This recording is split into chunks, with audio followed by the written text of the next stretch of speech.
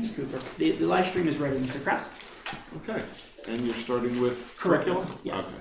All right, well, thank you all for joining us tonight. I see we have a full audience. That's nice to see. It's been a while, so thank you all for joining us. I'm going to turn it over to Mrs. Walters as the chair of the curriculum committee. All right, thank you, Mr. Krause.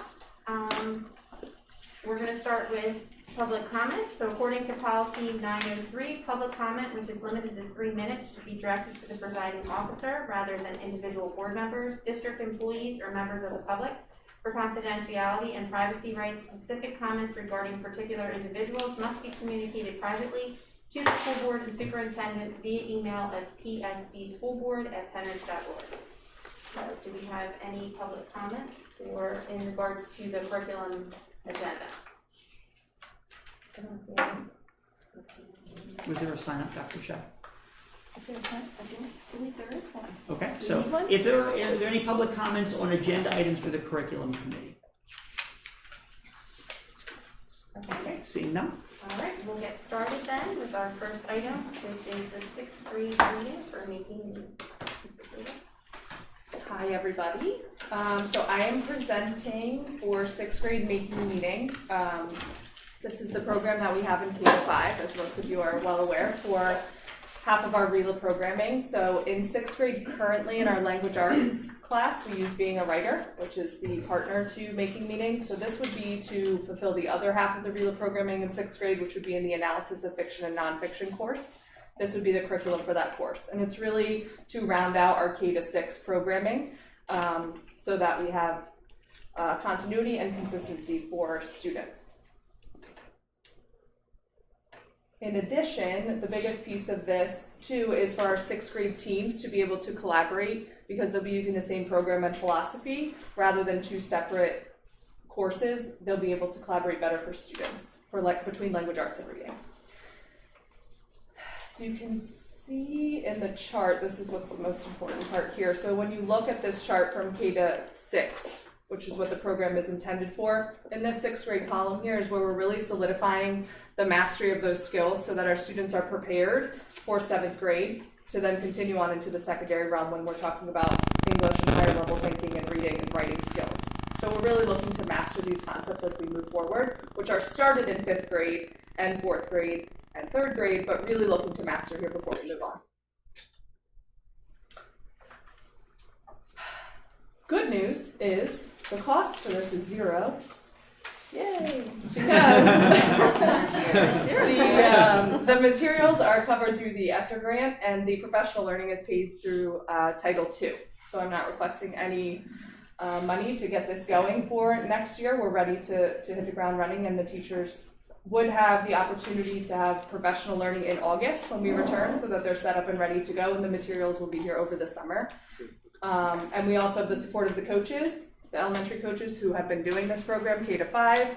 They've been supporting Being a Writer in 6th grade, so they're ready to kind of take Making Meaning on as the final step.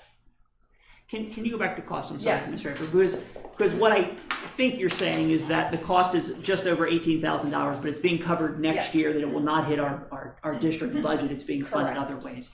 Which of these costs are ongoing? I mean, there may be some staff development, but of that first $12,000, are there ongoing costs? Because a year from now, we may not have the grant to cover it. So the only ongoing costs would be the student consumables, which we also buy for K-6 with the Being a Writer, and I absorb that into my into my RELA budget. So this would come out of the 6th grade secondary budget. So we've planned for future costs as well, not just the 1 year. Yep. Thank you. Mm-hmm. Does anybody have any other questions? Do you have more? Nope, that's it. Any other questions or comments? So I'm really excited to see it moving up to 6th grade. This has been my favorite thing. But I just want to, there's been a lot of conversations about ratings for education in Penridge, and how long does it take until the ratings would catch up with the major curriculum changes that have been done in the RELA area for the elementary school and through the middle school? So I'm not sure what you mean by the ratings, because there are multiple ratings out there and they all use different. A lot of them are outdated information, and they all use different variables. variables. Years until, what are the ages? Because there's certain certain ages where they're actually tested, right? And they had to have learned with the newer curriculum in that time frame, right? So I'm just wondering at what point you think we'll actually be able to see the impact of the decisions that have been made as far as the curriculum in the RELA area. Maybe in the keystones, you mean? That's one. Oh, and there's. Well, others. there's, That's right, one I understand what, mention of it. so there are lots of data points that we use, and I would say that the Making Meeting program and the changes at the elementary level in all of our literacy pieces have already shown results, that we've already seen positive gains in student numbers. Now, whether they wag ratings that are published someplace, some of them are impacted by elementary PSSA scores, which this is the first year, they didn't do them last year. And so this year they were taken, we don't have them back yet in terms of whether that would be, and then usually they're 2 years behind. So even if the PSSA scores this year were wonderful, that wouldn't impact most of the ratings for 1 or 2 years because like you said, they pull old numbers, they don't pull current numbers from that standpoint.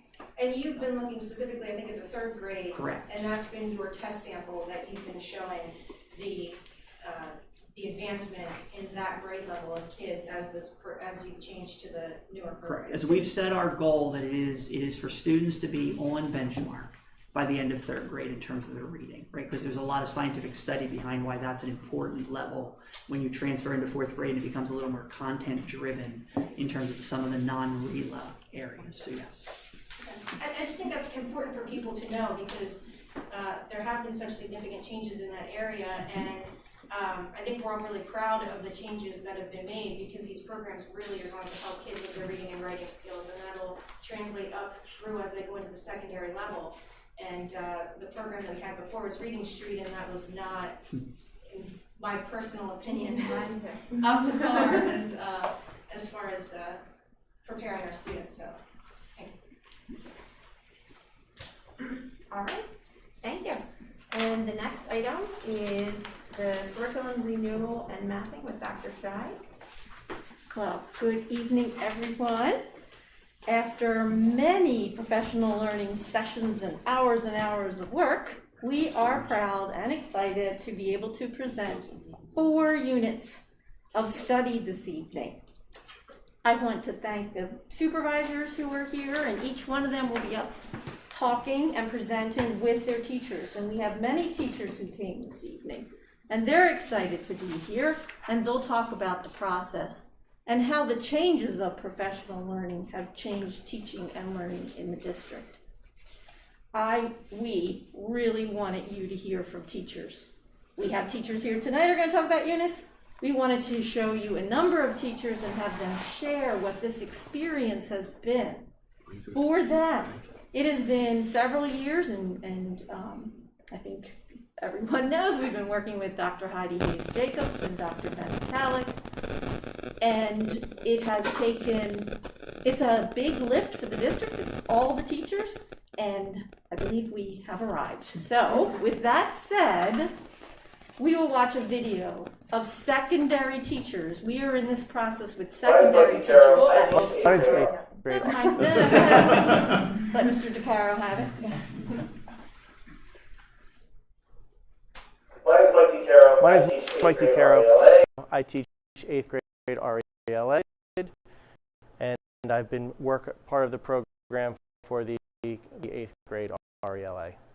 So for curriculum and instruction to best work together, it's the big ideas and the essential questions. For us, we do what we're doing to really help guide our curriculum, help shape our instruction. Things have really been an addition that's been helpful. Students benefit through this through engaging activities, meaningful activities, and rigorous activities. Those things have been important to us because the students that goes intelligent, they're young people, but they know what it is that, they know what good planning looks like. They know what good activities look like. They're energized by that. They're engaged by that learning. And as a result, we get a better classroom, the learning that occurs there. Brian, and I am a biology and AP research teacher at the high school, and I was on the biology curriculum team.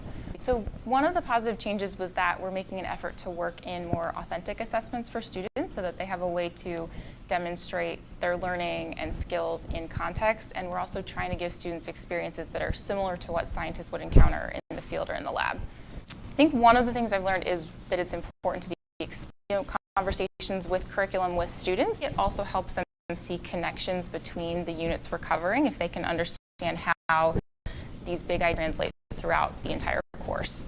I'm Nicole Delamonica, and I've been working on the Math 7 curriculum renewal process. So students will benefit from this new curriculum because there's more consistency across the district. If students move between schools, they're able to pick up where they left off from one school to the other.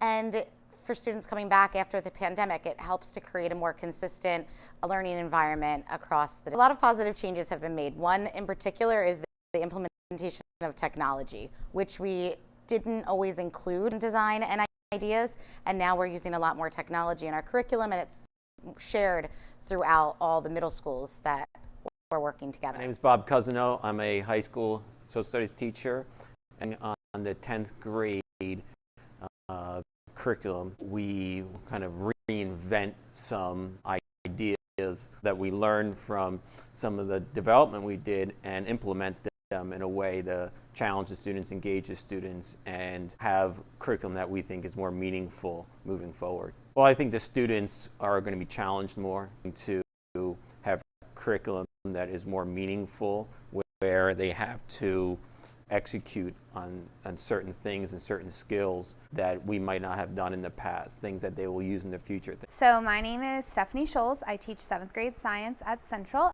and I was 7th grade science curriculum writing team. We went from really thinking about just covering standards to writing curriculum that is for students. So through and think about what was working really well, the things we wanted to keep, wasn't working for students, the things we wanted, and then things we wanted to add, experiences we really wanted our kids to have and weren't having yet at this time. So really thinking about was written for students and implementing the set of for the standards. My name's Marissa Gariello, and I'm the high school orchestra director. Hi, I'm Krista Shimich, and I'm the high school choir director.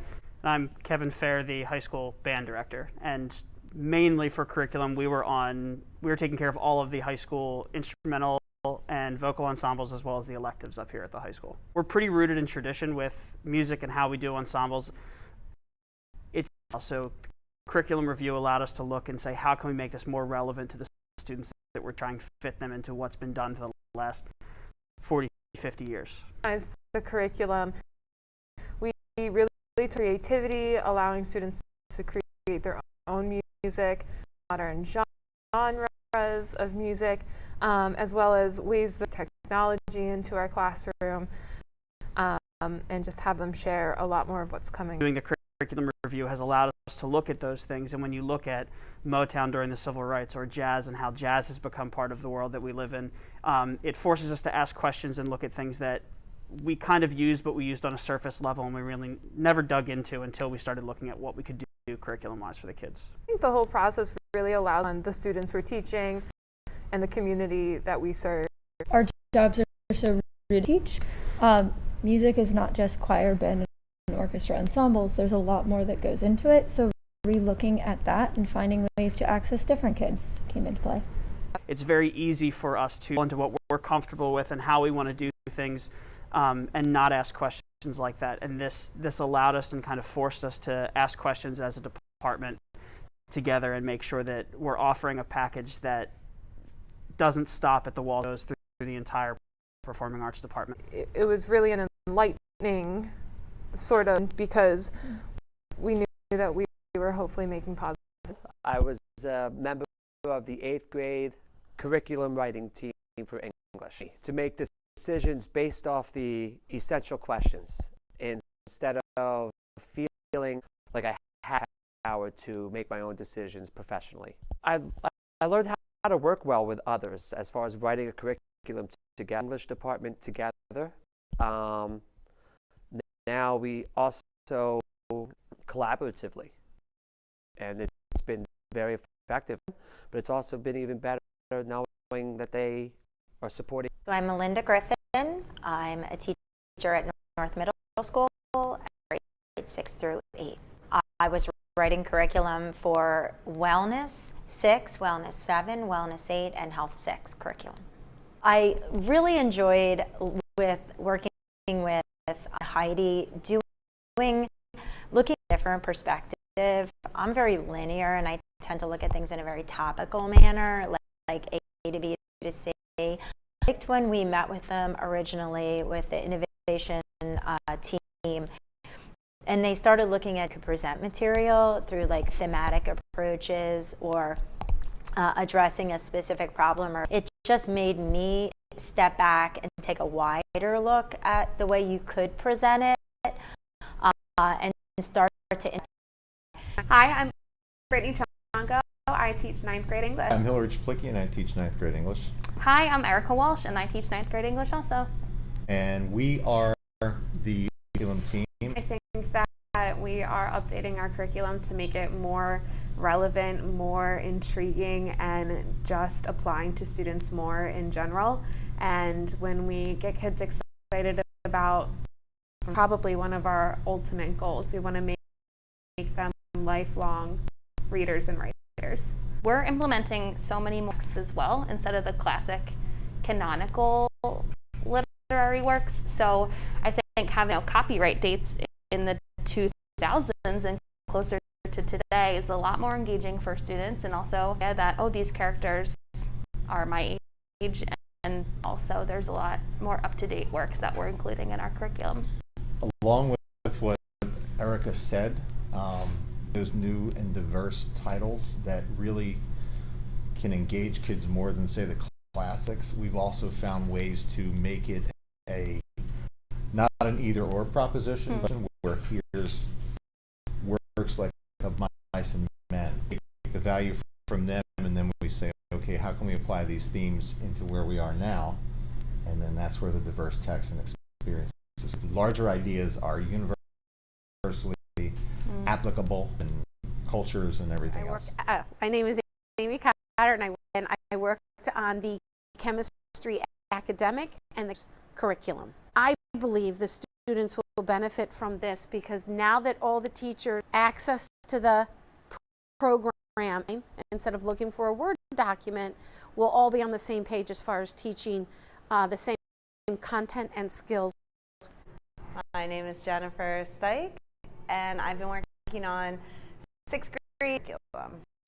Well, I think with social studies, this process really helped us think about our big ideas and how our activities, did they fit, did they not fit, what was the most. My name is Cody Crook.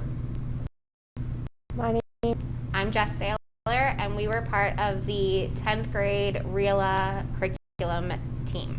Some of the positive changes into our curriculum were to examine what we had been studying, opportunities to incorporate new text, new literature, while also preserving some of the traditional canon that is important to our cultural understanding and appreciation of American literature. It's important that our students to now hopefully see more reflections of themselves, and then also have opportunities to learn from identities that not necessarily be as familiar with and that wasn't as common previously. Beyond that, also being able to explore additional identities that maybe they haven't come in contact with or haven't really read as read.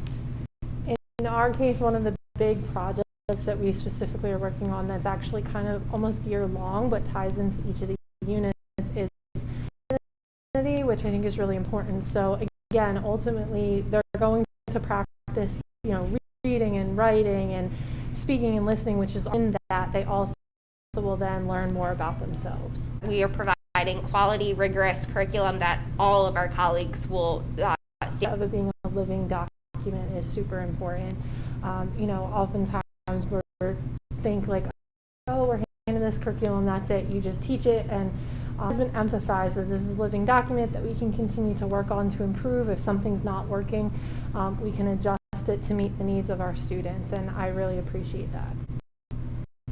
With the central questions and the big ideas we've created, that if at some point, a year from now, 2 years from now, that there's a new thought of that really hits those questions and those ideas well, that we're not pigeonholed into teaching the same work over and over again. That being said, we can, if it's relevant and it's working and it's meaningful, that flexibility from year to year is something that I believe will stay fresh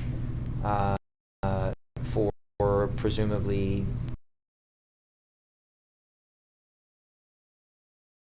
for your kind attention to the video where our teachers were able to express what the process has been like and the enthusiasm for a different focus on curriculum design. And that really brings us to a vision. You have to have a vision when you embark on a project as large as this and as important. So you all have the vision in front of you, and all of our board members, you have that vision in front of you. You also have the teaching and learning framework. But what I really want to highlight about the vision is really the top one. It's student-centered. It is not writing a curriculum and putting it in a drawer. It's thinking about the students who we currently teach. Who are they? Who are the students who are in first, second, third grade coming up to us in years to come? So it's really student-centered. Of course, we write curriculum based on state and national standards. But what was pretty unique to many teachers here was the idea of a big idea in a unit and those essential questions that match that. We spent a lot of time working on what is essential learning. What are questions that don't have one word or one answer? What has students pondering the ideas? And we spent a good amount of time. You're going to see them in the maps that you'll see later this evening. The whole idea was that we're providing a 21st century education for all students. We want powerful learning experiences. We need pathways and connections for application. And that really brings us to the authentic application of skills and content. You will see that in the maps. You're going to see big ideas, essential questions. You'll see the content. You'll see the connections with the skills. And then finally, or a part of, it's not really the end, is the formative and summative assessments. How will we know that what we are teaching is being learned by the students? How do we learn that in the moment when I'm teaching during lessons? And summatively, how will we know in the end? So that we can use that data to then improve curriculum and instruction. So that really encompasses the vision of the curriculum work. So we talked about the standards, the content, the skills. You have this teaching and learning framework in front of you as well. That's important. So the academic piece is crucial, right? We're here to teach students. We also talked about habits of mind. And I know we've talked about this on several occasions over the past couple of years. What are those dispositions that we want our students to learn, to be flexible, to think critically? We have been working on those. Teachers have gone through professional learning to understand it themselves so that they can incorporate it into the units, and you will see that there.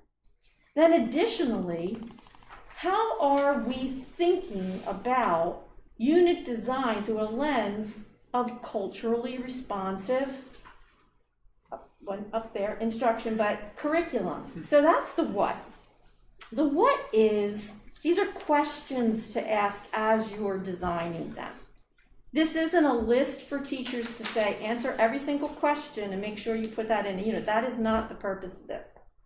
But if we're talking about all students, and we believe all students should be successful, we say, are we writing curriculum that allows students to reflect on their own culture, their own history? Are we inviting them to ask questions about how their own experience, their own culture, influences how they see themselves and others? Provide them with resources that offer diverse perspectives on race, culture, language, gender, sexual identity, ability, religion, nationality, and other identities. That reinforce that their lived experiences are unique and worth sharing without stereotyping, without minimizing or trivializing, and incorporating reading, discussions, viewing current events, and invite students to reconcile diverse perspectives. You don't have to believe what somebody else believes, and there are multiple perspectives. It's the idea of listening to one another and understanding one another. and encourage students to reflect upon their dispositions, their habits of mind, and how that impacts their interactions with others and the view of themselves. You know, they need to think with accuracy and precision when they're doing math.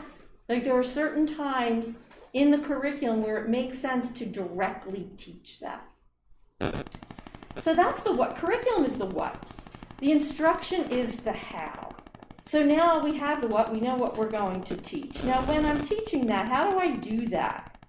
I need to understand who my students are, access their learning preferences, highlight their unique strengths, address their own inquiry questions, enable them to work cooperatively and collaboratively towards common goals. We know that's a 21st century skill that they all need to have to be successful in life. Engage them in authentic and relevant performance tasks, not just a quiz, not just a test.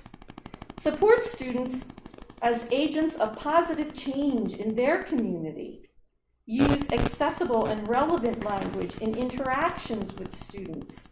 And group students deliberately to help them build relationships. And this is not expansive. This is just a list to think about. Will some of these change as we go along? There may be other questions that teachers bring to the table to say, hey, you know, maybe we should be asking that. And finally, equally important, if not most important, is building a culture of belonging for every student. We want to make sure that no student feels like the other, that every one of us in the classroom matters and belongs here. So we're talking to our teachers about creating a trusting environment by demonstrating care and establishing bonds with students. That is what Penridge teachers do. Consciously and explicitly solicit students' insight and input. Their voice matters. That's what that means. Hold and maintain high standards for academic excellence for all students. See students as knowledgeable beings who bring their personal experience into the classroom. Acknowledge that each student brings a different set of needs into the classroom, and that means as a teacher, I need to get to know you. Recognize, recognize the habits of mind as a set of dispositions that guide thinking and behaviors as individuals and in the community. So this is a framework for the what, and then the how, and then how is it that every student at Penn Ridge has a sense of belonging.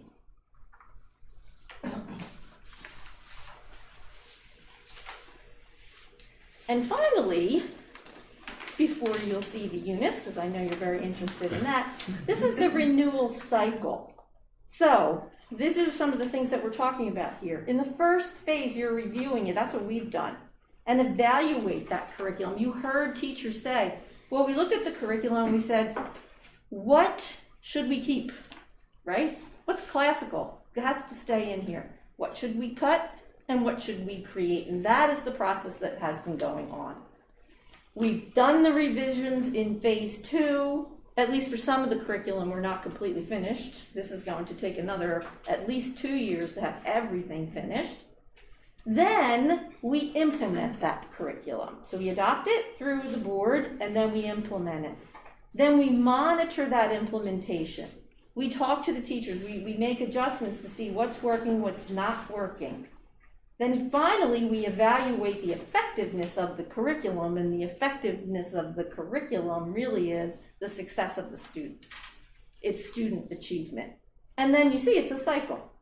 So it is a dynamic process, not a we're finished one step and we never go back. So it's iterative too. And that is the cycle at Penn Ridge, and that is the work that we have been embarked on for the last 3 years. And that brings us to the exciting part of the evening, where we will walk through with our supervisors and our teachers who so graciously joined us this evening, and you will be able to see some of the great work that has happened. So we're going to start with the REALA department with Mrs. Raber, and she will be working with her teachers. So I have with me Jessica Taylor and Julia Grimshaw from the 10th grade curriculum writing team. You may recognize them from the video. My stars. So they are 2 of the 3 teachers who have really taken on the 10th grade curriculum. This is one of the units that they have written. I'm going to kind of just give you an overview of what you're looking at in Atlas, because you'll see it 4 more times tonight, so that you kind of have an understanding. The top is just, listing all of our standards, but here's where we're looking at big ideas and essential questions, which are driving all of our units. You've heard that several times. The color coding that you see throughout big ideas, essential questions, skills, content, and learning experiences, and formative assessments is where we ensure that we have alignment through all of those pieces, so that everything is leading us on a pathway to where we ultimately want to go, and then to the summative assessments in each unit. We have instructional resources listed in every unit. Some are required, some are optional, and those are clearly listed there. If anything would be used not listed in this box, it would need, that's what this little I is that you can't really see, it needs to be approved by a curriculum supervisor. In addition to that, if anything is added into Atlas, curriculum supervisors receive an alert that we would see some things added, and we shut down master courses once they're finalized. So editing is only done by the curriculum supervisors in terms of adding resources. So Julia and Jess are going to give you a little bit of understanding of what this particular unit has that excites them as they get into next year, and what the ultimate goal is. Let me know if you want me to scroll. Okay. So this unit is an autobiography unit, and it is actually a unit that spans a lot of the year. I think it's like 20 weeks is the allotment, because the idea is after every major unit, or kind of throughout, they're going to stop and they're going to think and journal. So for example, after we're going to go through the timeline of history, and give them a taste of the different time periods of each of the American movements, and then they're going to think about times in their lives that have contributed to who they are. And then we have the Great Gatsby unit, where we're going to focus on the American dream, the 80s American dream, and they're going to journal again about like, what are your dreams? And then there's a justice unit where the texts are going to focus on the ideas of justice, and they can think about if they've had any kinds of experiences like that with journaling. Then at that time, we're going to come and take a look at a graphic novel as well as a children's book. And there's other options in there, but there's 2 core works, the one graphic novel, the one children's book. And the idea is that they then are going to create their own story, their own autobiography, and they can use one of those 3 focuses as the focus for their book, but then they have the mentor texts. And we wanted to incorporate as much choice as we can, so they can do it in the graphic novel fashion, or they can do it in the children's book fashion. And so they would work on developing that, obviously going through the whole process. And so our main goal is, again, through all the texts that they can explore, they can see the different perspectives and experiences. They have some choice with where they want to go with it, but then they can really think about how all of this relates to who they are, which is what we want. I mean, this is American Lit. They're Americans. We want them to understand, how does all of this history, how do these texts connect to you, and who you are and who you want to become. And so I think that it's really skills-based, and it's transferable. And I just want to say that English is one of those classes that kids have to take. Not every kid likes it. Even the kids that are good at it don't necessarily like it, but I want them to have something that they walk out with that they're proud of, that in years to come they can look back and say, oh wow, I remember when I wrote that. I did fulfill this dream. Or, hey, do you want to see what mommy or aunt so-and-so or whatever, like this is what I did and this is where I was thinking. And I really think that this will allow all of our students to really connect with the material. Thank you, Julie. And I think in addition to what Julia was stating, so Julia and I had the unique opportunity a few years ago to go to the NCTE conference. It's the conference for teachers of English. It was in Baltimore, and we sat in on a session all about utilizing children's book in your classroom. And that sparked an interest for us, which was at first to create a children's book biography. So for the past 2 years, students in our American Lit classes have created a children's book biography about someone in their life who they deem to be a hero. That could be a family member, a friend, a colleague, a peer, a teacher, I mean, literally anyone. So we knew we wanted to keep aspects of that, but we also knew that when we were revising our curriculum, we were trying to make sure that we were meeting the needs of every single one of our students and allowing each one of our students to see themselves within the literature in one capacity or another. And so when we started to re-examine what we were cutting, what we were keeping, what we were adding, we thought this was the best time for us to really bring in our students' identities. So we shifted gears from writing about someone else to now we're writing about ourselves. And so that's a really cool piece, is that not only are they able to read the fiction, read the nonfiction that we have for them and see themselves within the characters, but now they're also seeing themselves within their own story. And then the even cooler part will be the journaling throughout, and the fact that, you know, our teachers are going to jump on board as well. And, you know, there might be times where, I know Cody unfortunately wasn't able to be here tonight, but he's really excited because he loves to write alongside his students. It's his passion. And so sharing his story with his students as they're sharing their story, it'll make for that true, authentic assessment that we really want. We wanted to give them a real world experience and really speak to the students. And this is a unique unit in that it spans, you know, half of our year in some capacity or another. So that's what you see here. That's really, we spent a lot of time with Heidi and Benna, as you heard in the video, lots of time with Heidi and Benna, really focusing on big ideas and essential questions. We would create what we thought were solid questions and ideas, and then they'd push us a little bit, and we'd be like, oh yeah, that wasn't good. We'd come back, we'd rework it. And so we spent a lot of time working within this unit to really make sure that it was a unit that every single one of our students could walk away from and be proud in the work that they've completed in our classes. And then the really cool part about this is that it'll be an experience that is shared across every single American Lit student. So no longer it is students in Mrs. Saylor's class doing this project. It is American Lit students writing about autobiography about themselves in some capacity, whether it's a graphic novel or a children's book. Thank you so much. Thank you. So this is only one unit, right, of the course, and they have put in hours and hours first. I want to thank you. And Cody, you couldn't be here, but they have been spending a lot of time putting this together and working with me and Heidi and Bennett. So I just want to thank you guys in front of everyone for your time and all of your work. Thank you so much. Can we access these? I sent, you have them in a PDF. Okay, I was trying to. You can't log into Atlas, Yes. but on our emails we have them. Okay. Yes, you do. You have these each. Because Atlas hasn't gone live to the Right, community we're not yet. there yet. It's still internally being worked on, but it's not 11. live because they haven't been approved yet. Our next unit is a grade 7 science unit with Mrs. Belletta, and she will introduce Steph. Sure. Good evening, everyone. I'm here with Mrs. Stephanie Schultz, who you also saw in the video, who is part of the 7th grade curriculum writing team. So she's been pretty strong with the group, and she's going to tell about her experience writing this unit and sharing her work with us. So one of the big things that stuck out to us when we were writing our curriculum was we were asked to imagine a specific student, picture a student sitting in front of you, and when you're writing your essential questions and your big ideas, write them for that kid. And so when we were doing that, it really helped us to make our essential questions friendly for 12-year-olds. And we teach a genetics unit to 12-year-olds, and it's important that they know all of the complex vocabulary and the cellular processes. But to get them really invested in the unit, we start with a title that's What Makes Me Me? And that's something that kids are fascinated by.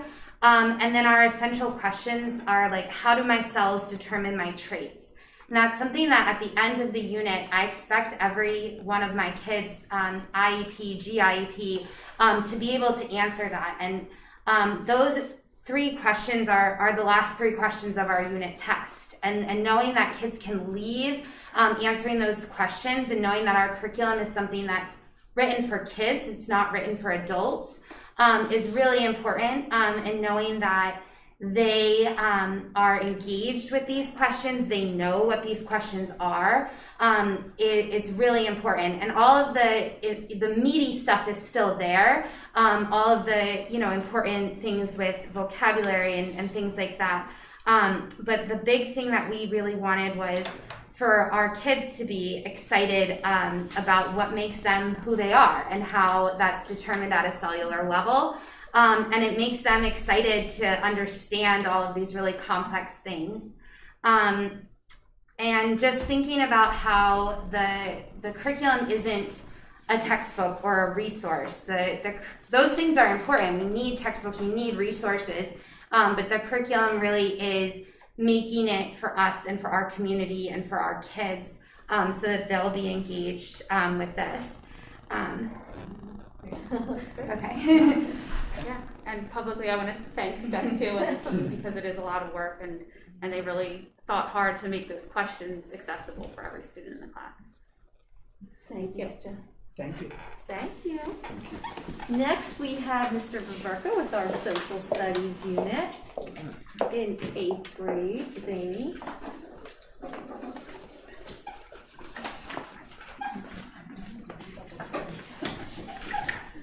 Okay, good evening, everyone.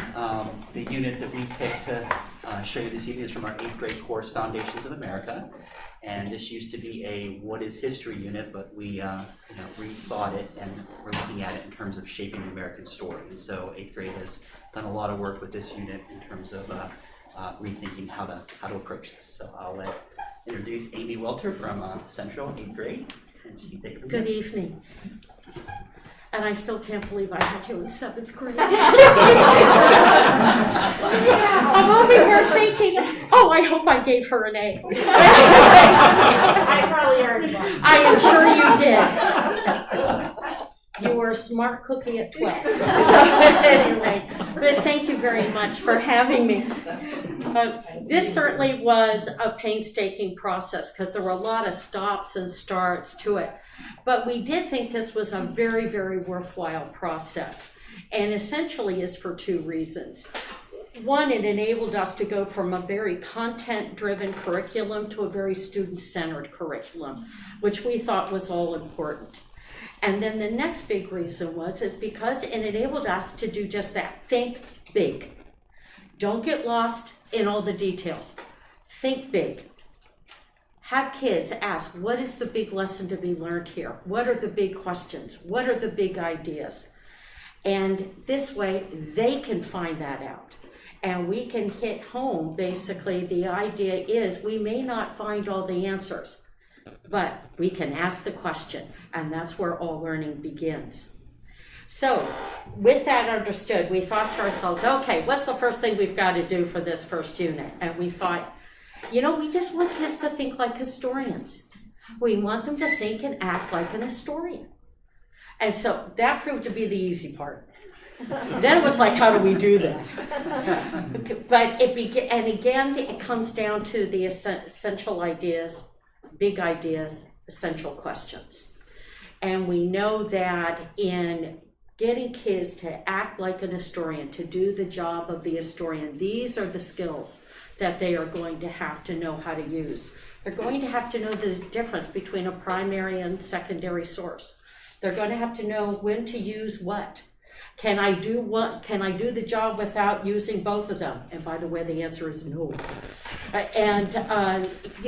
Kind of the tools that you use, the questions that you ask, the idea that you've got to look at things from multiple perspectives. You can't just use the ones you like. But if you really want to be able to look at the past and see what happened, these are the things that you have to do. Once we teach them these skills in order to do that and to look at things from different perspectives and to ask a lot of questions and see how many answers they can find out on their own, then the big culminating activity is basically, all right, let's put what you know how to do now to work. Let's be the historian, solve the mystery. And in this case, the mystery is what happened to the lost colony of Roanoke. So in this way, they can use primary sources, secondary sources, They can interpret different facts. What are facts that are worth working with? What are those that, well, maybe they're not as important as the others? By doing that, they can come up with their own hypothesis and not only come up with it, but then they can back it up. So that basically brings us to our very first unit, a unit that we really so much wanted to set the tone for the entire year. And so we're hoping very much that this does the trick. Again, putting students in the role of the historian and thinking like one and then doing the job of one. And I just want to thank Amy as well and the 8th grade team publicly for their work with this, because I think it does set the tone for the year in terms of how to approach history and how to approach American history, looking at the different pieces of it. So, really great job. It's a labor of love, it really is. Get in it. Oh, thank you. Okay, great. And last but certainly not least, Dr. Bolton, mathematics. Cleanup. So we have Mr. Vogel, and he has 2 courses, a Math 8 and the Personal Finance course.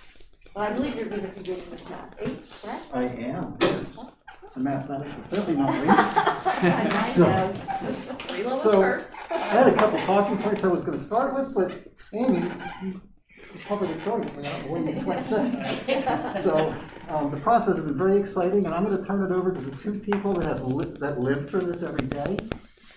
So we're going to start with Sandra Miller at Central, and then I'm going to get okay. And then she's going to talk about Math 8 and the real numbers unit, and then I'll introduce you in just a second. Hello, everyone. The Math 8 starts out with Chapter 1, which is all about real numbers. And it starts with the real number system. What exactly is it? And it's a big umbrella that includes irrational and rational numbers. And one thing I learned from Essential Questions and Big Ideas is that our essential questions aren't just methodical, how do you do this? What's the algorithm to do this? But more so, why? Why does this work? Why are we learning this? So one example is, why do we, when we divide fractions, why do we just invert and multiply? You know, I could teach anybody the algorithm by doing it 10 times over. You know, keep the first fraction, change it to multiplication, flip the second fraction and multiply, but why does that work? And I feel the students really understand more deeply when they know that why.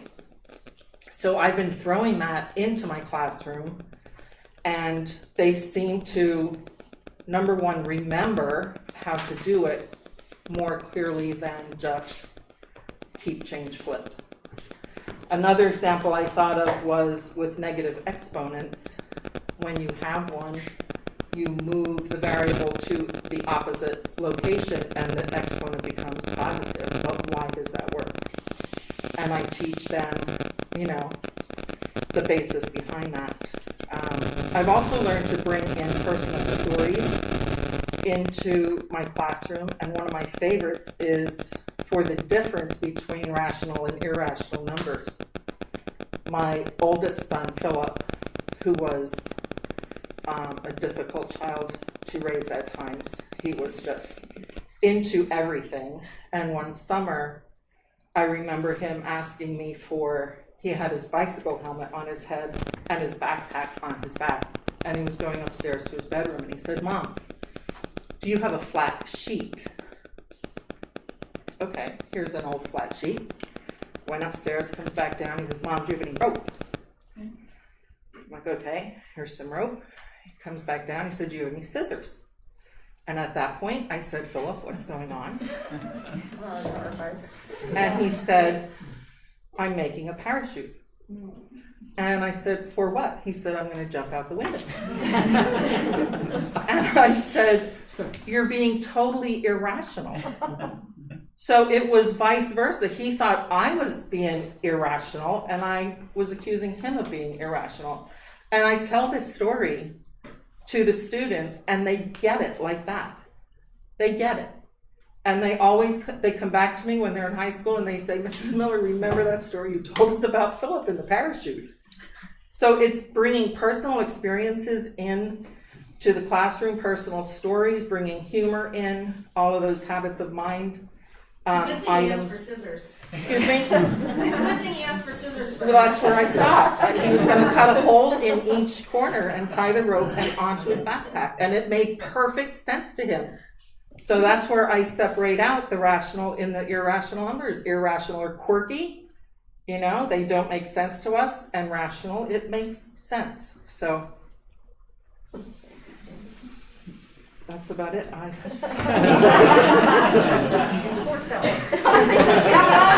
fine. He's fine now. He's a pilot.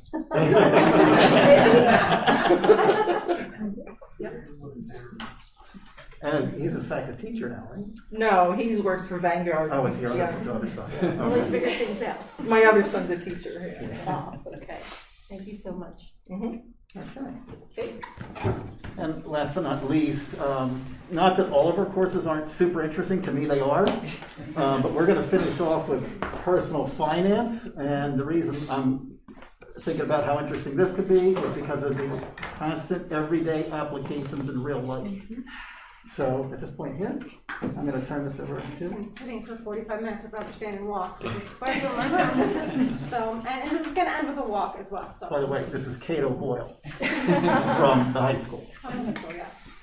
Okay, so personal finance, obviously financial, but to me it's a little more personal. I think every student, all of us have to survive life. And the mathematics behind life is not really that hard. It's a matter of talking and understanding to what applies where. So the unit I'm going to talk about is automobiles. Every high school kid wants a car. They want to drive a car. They want to get their license. They want to own their own car, and they want to go fast. And there are ramifications for that. So I start them with, Mrs. O'Boyle has a gazillion and $3. Please go find your dream vehicle. And they look at everything and they find something that they want to purchase. And they have fun with that. And we start talking about packages. Because if you took driver ed in high school, you were shown the boring video and you sat and listened to the vocabulary and you saw ads for cars. They're now using their technology. They're using the laptops. They're looking up what it takes to purchase a vehicle. We have brought in, A&T Subaru has donated car dealers to come in to talk to our students about what it takes, what to look for purchasing vehicles, and then we take them next through getting the loan for that said vehicle. So the dream vehicles of, I don't even know what they're called, that cost $250,000. So they're a little floored by that, but then we say, okay, now realize this is the middle of the year, and they've already found their dream job, so they know what they're going to be earning. So now we go find our practical car and get a loan for that, because that's something that we are going to live with, which is what our practical car is until we get a great scratch off, right, and then we go buy that crazy car that we want. But having a car means you have to have car insurance. So we go into car insurances. We share personal stories. I will share accidents that I have been in, minor, more serious. I share some with my family. My father was in a very bad accident when I was younger. And there are always kids that have been some sort of fender bender. This year, Belinsky. We had a junior and a senior. Lexi, yes. I have Lexi this year as a senior. She was the junior driver last year. They had gone off the road, and her senior sister was hurt bad. She didn't know if she'd be able to talk about it during the class, but she was able to describe what had happened, and then she described what happened with insurances. Like, she was sharing her ordeal as we talked about insurances. So insurance is something we all have to deal with. They learn about liability. They learn about their responsibility with deductibles. We put them in scenarios, and they decide how they would handle said objects. They all want to go fast. They need to understand that their cars don't stop on a dime. So we have mathematical formulas that crime scene people use behind the scenes at accidents to say, well, when you engage your brake and you're going 50 miles an hour, we know how long it's going to take you to stop. So we end our unit with a real life outside scenario of them distractedly driving by texting. Because we all know that our students, unfortunately, are addicted to their phones. So we do some in-class trials. We time each other sending a text message to mom. On my way, what's for dinner? However many seconds it is. They record their time. They do a reaction test. They find out how quickly they react to things. There's a computer simulated program. It gives them their average. And we put those things mathematically together. Now, nothing against the class of real numbers, because I'm a math dork. But kids get answers to the x equals 5, and they don't have an understanding of what that is until you take them outside and you show them what it means to be 900 feet away from something. So we start, when you come in off of 5th Street, at that driveway B that goes in front of the high school, we start at the stop sign. And they have already gone through in class for 2 days doing conversion calculations, taking their time in seconds of how long they texted and how long they reacted. That time, distance equals rate times time if we need a little refresher. And they pick how fast they're driving. So some people pick 100 miles an hour. Some people pick 55 miles an hour. But they're high school kids. They need to understand what this is going to look like in the real world. They take their speed, their rate, times their time, but it's in seconds. We have to convert miles to feet because we're going out to walk. I come in the morning, and right now there is paint on the sidewalk. Oh, sorry, please, sir. Because I marked off every 10 feet from that first stop sign to the ending stop sign at Blooming Glen, which is almost 1,600 feet. So they start to walk. And they walk, some of them walk 500 feet, some of them walk 900 feet, some of them walk 1,200 feet. And that's when they stop. And then as they stop, I come and I talk to them. Turn around, look where you started. I didn't realize 900 feet was so far. This is how much of the road you missed while you were just texting. You haven't even applied your brake yet. Now you're going to walk how many feet it took for your car to stop. It's eye-opening. And they walk away with this understanding of, for 12 years of my school career, my math teacher has been sitting here saying, find X, or what's the perimeter of this triangle? So I just went through these calculations, but this is what I just did to myself on the road, because I decided to send a text to somebody. And this is how much I miss of the road. And for some of them, it could be up to a quarter mile that they miss on the road. And then they have to stop their vehicle. So potentially there are people, we do not let them cross the street, but there would be students that would need 1,700 feet. They would be in the driveway across the street. They would be through the house across the street, across Blooming Glen.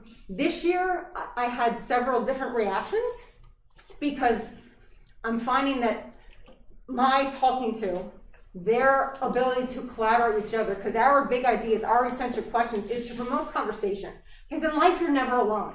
You have family and friends that you can talk to and you can lean on. You can pay for professionals, right? But you have to talk to somebody to understand what's going on. They came back and going, I never thought that I would actually understand driving my car and stopping from math class. I have students that are in Mr. Friedman's class that they made a texting and driving video. I had other students that made videos to promote signing up for the course in upcoming years.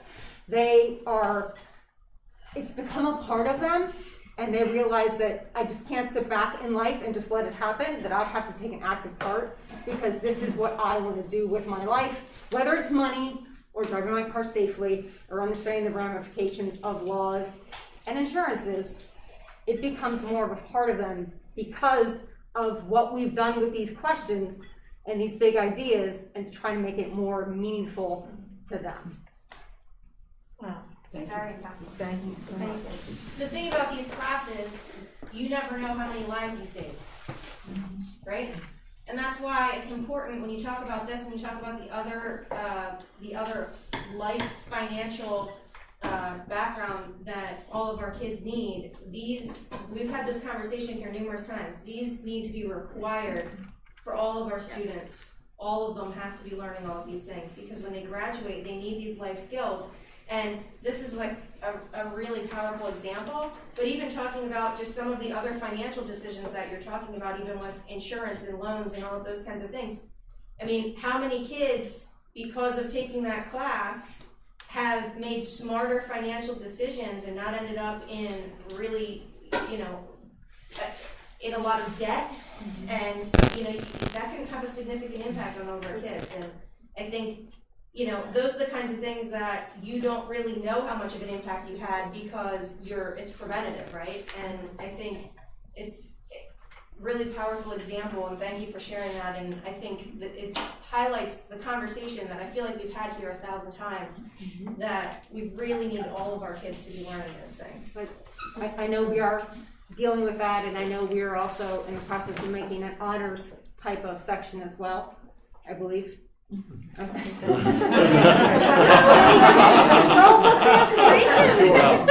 can't say no now.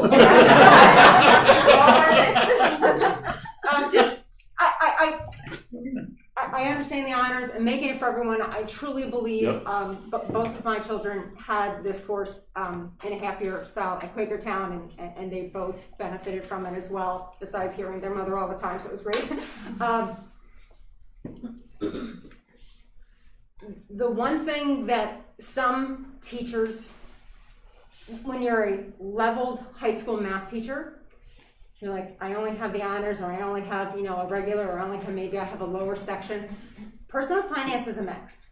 And again, I started that way. Everyone needs to survive life. The mathematics behind life is not hard. It's a lot to fathom because there's a lot of aspects of things, but the math behind the scenes is something we can all survive and do well with. You wouldn't think, and high level teachers look at me like, oh, how do you do that? I'm like, I think you need to understand the awesome part about kids that come from those different levels that we're in. They are in a class together. They are so extremely supportive because the AP kids don't know all about cars, but maybe, and I don't want to group right now, but like you'll have a separate set of students that know a lot about cars or insurances, or they're all bringing their own experiences. It is such a fun, communicative class to be in. They ask questions. I have 4 sections. No class is the same all day because each kid comes from a different experience and has a different question, and they all work well together. Like, it's not just grouped or clingy, and they're all supporting each other. It's a great atmosphere to be in. So as far as everyone taking, I absolutely agree. I understand the need for the honors because we have kids with different goals.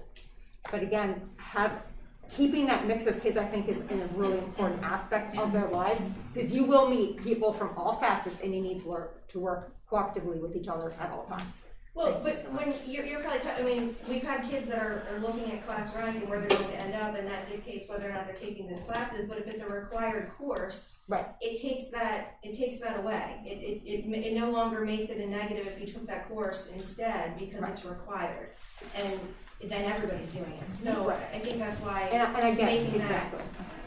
Yeah. Oh, did you want to say something? No, I was saying exactly. That's why they want the honors to keep that. Class rank is extremely important to a majority, to some students.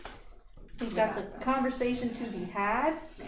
We have been talking about personal finance being a requirement, as Mrs. Benz Clemens has said, for a couple of years. Yeah, we have been. And that's one of the reasons why we wanted to bring you that particular unit tonight, to see that this is the work that we're doing, that conversation is happening, and there's more to come. So thank you so much.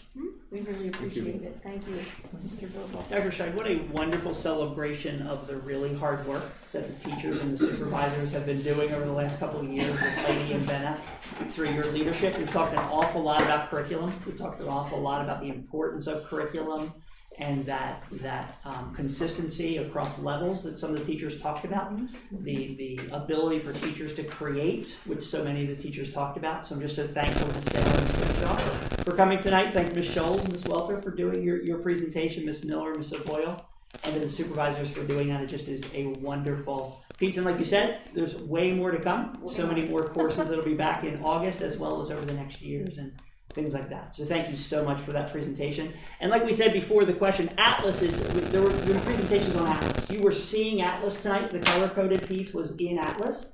Right now, that's an internal document that they're working on. Once those courses are approved, and we have a forward-facing that the community can access, there will be pieces that parents can access, right, that obviously won't have the assessments, but it'll have all those other pieces that are there. So once courses are approved and adopted by the board, they will be brought up there. So you'll see an awful lot of them come August, because between this presentation and what you'll see in August, I think there are like 24 or 25 courses that will be able to go up there in terms of that piece. So, Yes. Dr. Scheid, there was one question that came up in a previous school board meeting that I want to address that had to do with curriculum. Okay. There was a question asked at the last school board meeting pertaining to critical race theory. And you talked a little bit about the lenses that are being used in terms of culturally responsive classrooms.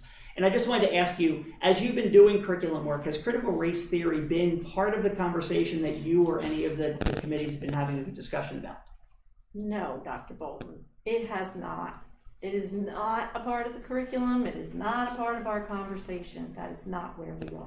Okay, I just wanted, this was the opportunity to answer that question since it was asked at the last school board meeting. Absolutely. So, all right, thank you. Thank you so much for the presentation. Thank you everyone. I don't know.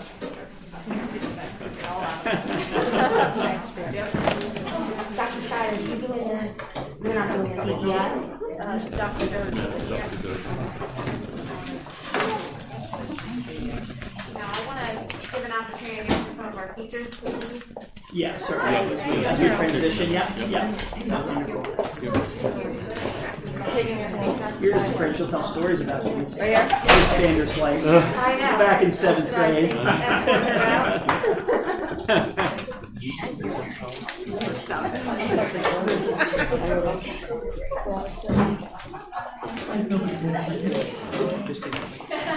I didn't have any of those.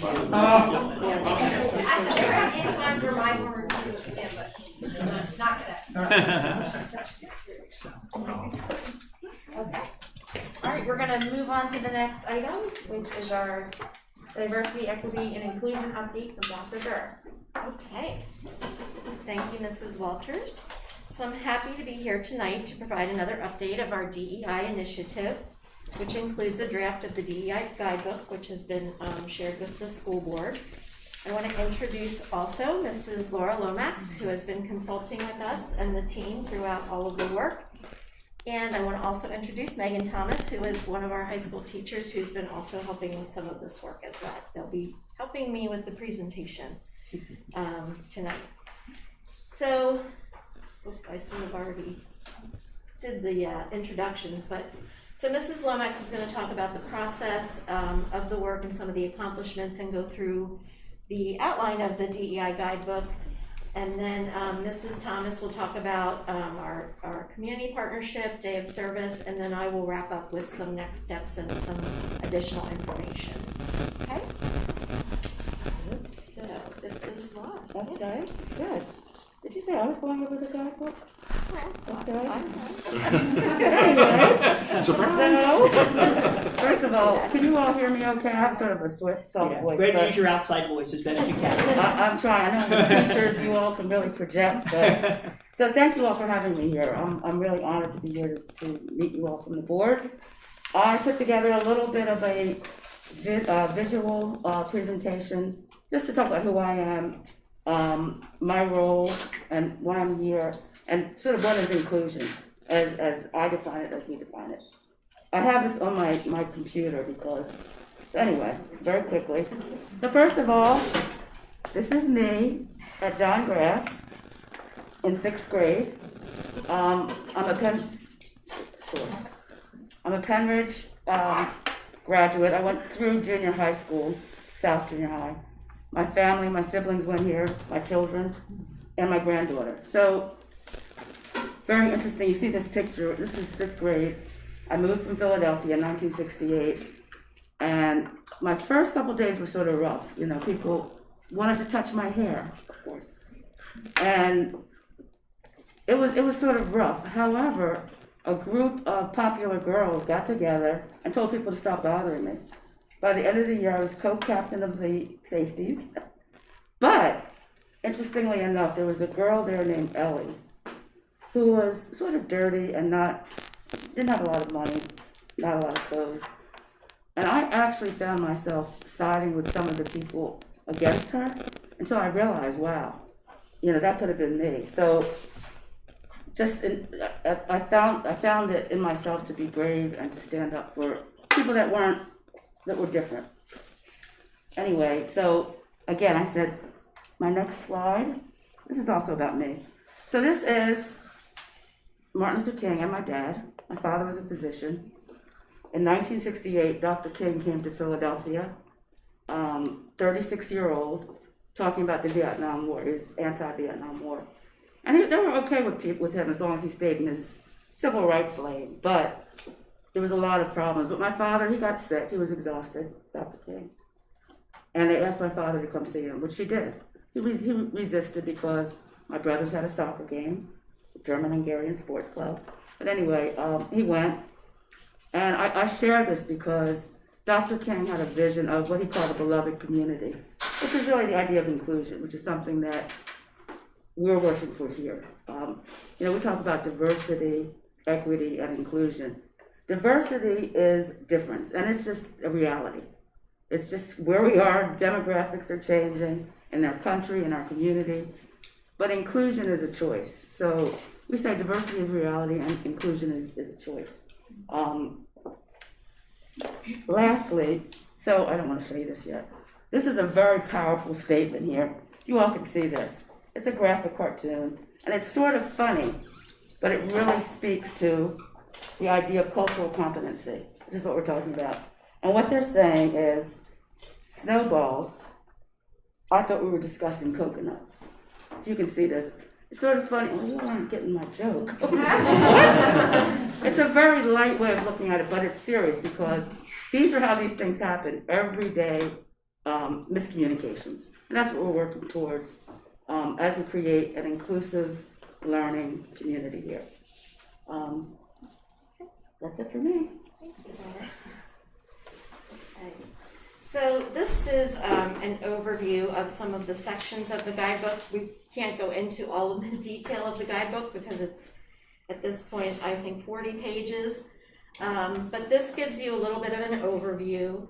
The introduction and background is the purpose of the guidebook. There's a statement from Dr. Bolton and a brief description of how we established the team. There's background information which provides some brief information about the Penridge School District as an organization and some of the demographics. And then we also have a pretty large section which is doing the groundwork up there, and that gives sort of a history, the chronology over the last couple of years, and some of the presentations that I've brought to the board that give you an update of the work that has been done, some of the training that has occurred. And then that section, doing the groundwork, also includes district-wide DEI activities and then also school-based DEI activities. The inclusive learning community and culturally competent educators is another section that is in there. Laura talked a little bit about that really is the focus, is to make sure that all of our students feel included and feel that sense of belonging.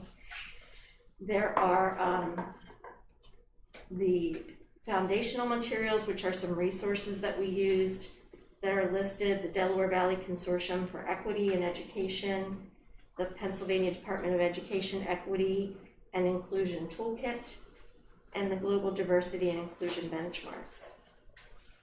Then you'll see section 2 talks about actually the DEI team. The purpose of the team was to be and continues to be to educate and be forward-thinking, to be an advisory in nature. We had a diverse representation of families, employees, and students. We were we had some great participation from some of the students at the high school, so that was nice. We had 4 committees that were part of the team, and I can tell you what those committees consisted of.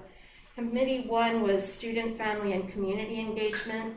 So they're really focused on resources for families and community partnerships. Committee 2 was communication, so looking at the website and holidays and celebrations and a communication strategy. Committee 3 was actually the committee that took the information from the other committees and put the guidebook together. And then Committee 4, which I won't go into detail because Dr. Scheid talked so beautifully about the curriculum work that has been done. So Committee 4 was the internal curriculum work that was done. There are still a few sections of the guidebook that were received from committees early last week that are under review and being edited, so those will be added. Those are resources for families and some communications information. And then Appendix A in that section, Appendix A has observations. You'll see a list of observations that were put together by Committee 2, and they'll be highlighted throughout the school year. And Dr. Durr, I believe you mean observances when we're breaking down in terms of Yes. month, some cultural observances. Yep. Sorry about that. Okay. I think I forgot to change the slide here. Yep. So Section 3 there also, we identified a mission, a vision, some goals and activities and timelines. That was presented before, so that's information that has been public. And then we're going to get into a little bit more detail about Section 4. Megan will share some more information, and then I will also share some more information. Okay? So I'm going to turn it over to Megan. All right, I'm Megan Thomas. I am a high school teacher for math, and I was in Committee 1, and we looked at a bunch of different things on how we can get the community involved, from high school down to elementary school, teachers, parents, everybody, and what we could do. We started out with a couple of things. We have a lot of things and ideas, and I think the one committee would be kind of how we get that information out, but we looked at what we could do together. So one of the things that we talked about was a community partnership. The Between Friends outreach works with veterans, homeless, and domestic violence victims. Their mission statement is to change lives with long-lasting positive effect. They focus on street outreach, assess needs, and adjust for those needs. We looked at a bunch of different partners to work with. We wanted to look at one that the school district is not involved with yet, and we narrowed it down to one that we thought had, a great mission statement. And and hopefully we can build on this as years to come, just not with them, but with other partners as well. Some things that we could do with them: students could assist with holiday gifts, clothing, food needs, and they would be affiliated with the Penridge Business Network. And then the one next big thing that we talked about was our Penridge School District Day of Service project. It was really important to our committee to incorporate a Day of Service project on Martin Luther King Day. It is a day that we do have off of school, and it's going to be led by a parent, and Dr. Rabirchek kind of have come together to discuss what we could do. Dr. Rabirchek did a lot of this in his old school district where he worked, so this was really important to him. He was really excited to get this done. So they're working together to figure out what we can do. It could be an opportunity for our school committees to work collaboratively and celebrate the diverse surroundings surrounding us. Specific projects will be identified closer to the date, but working within the school, kind of maybe beautifying the school, looking at certain things that something may need, and just coming together on that day that we have off to give back. So, thank you, Megan. Yeah, thank you. Okay, so we also, with the new district website, we have one of the accomplishments has been a new Penridge School District DEI page on our website. This is a screenshot of the homepage. There will be links, you can see there, to the elementary building DEI pages and the secondary building DEI pages. The final guidebook will be located on this website and also linked to the building DEI pages, and we'll also have a calendar of the observances on this page and the other pages, as well as all the resources will be here. And then our next steps, we will be doing climate surveys in the fall of 2021. Those are detailed in the guidebook, so we have identified surveys that we will use with students, staff, and families. The survey data will be reviewed for patterns to identify additional support areas.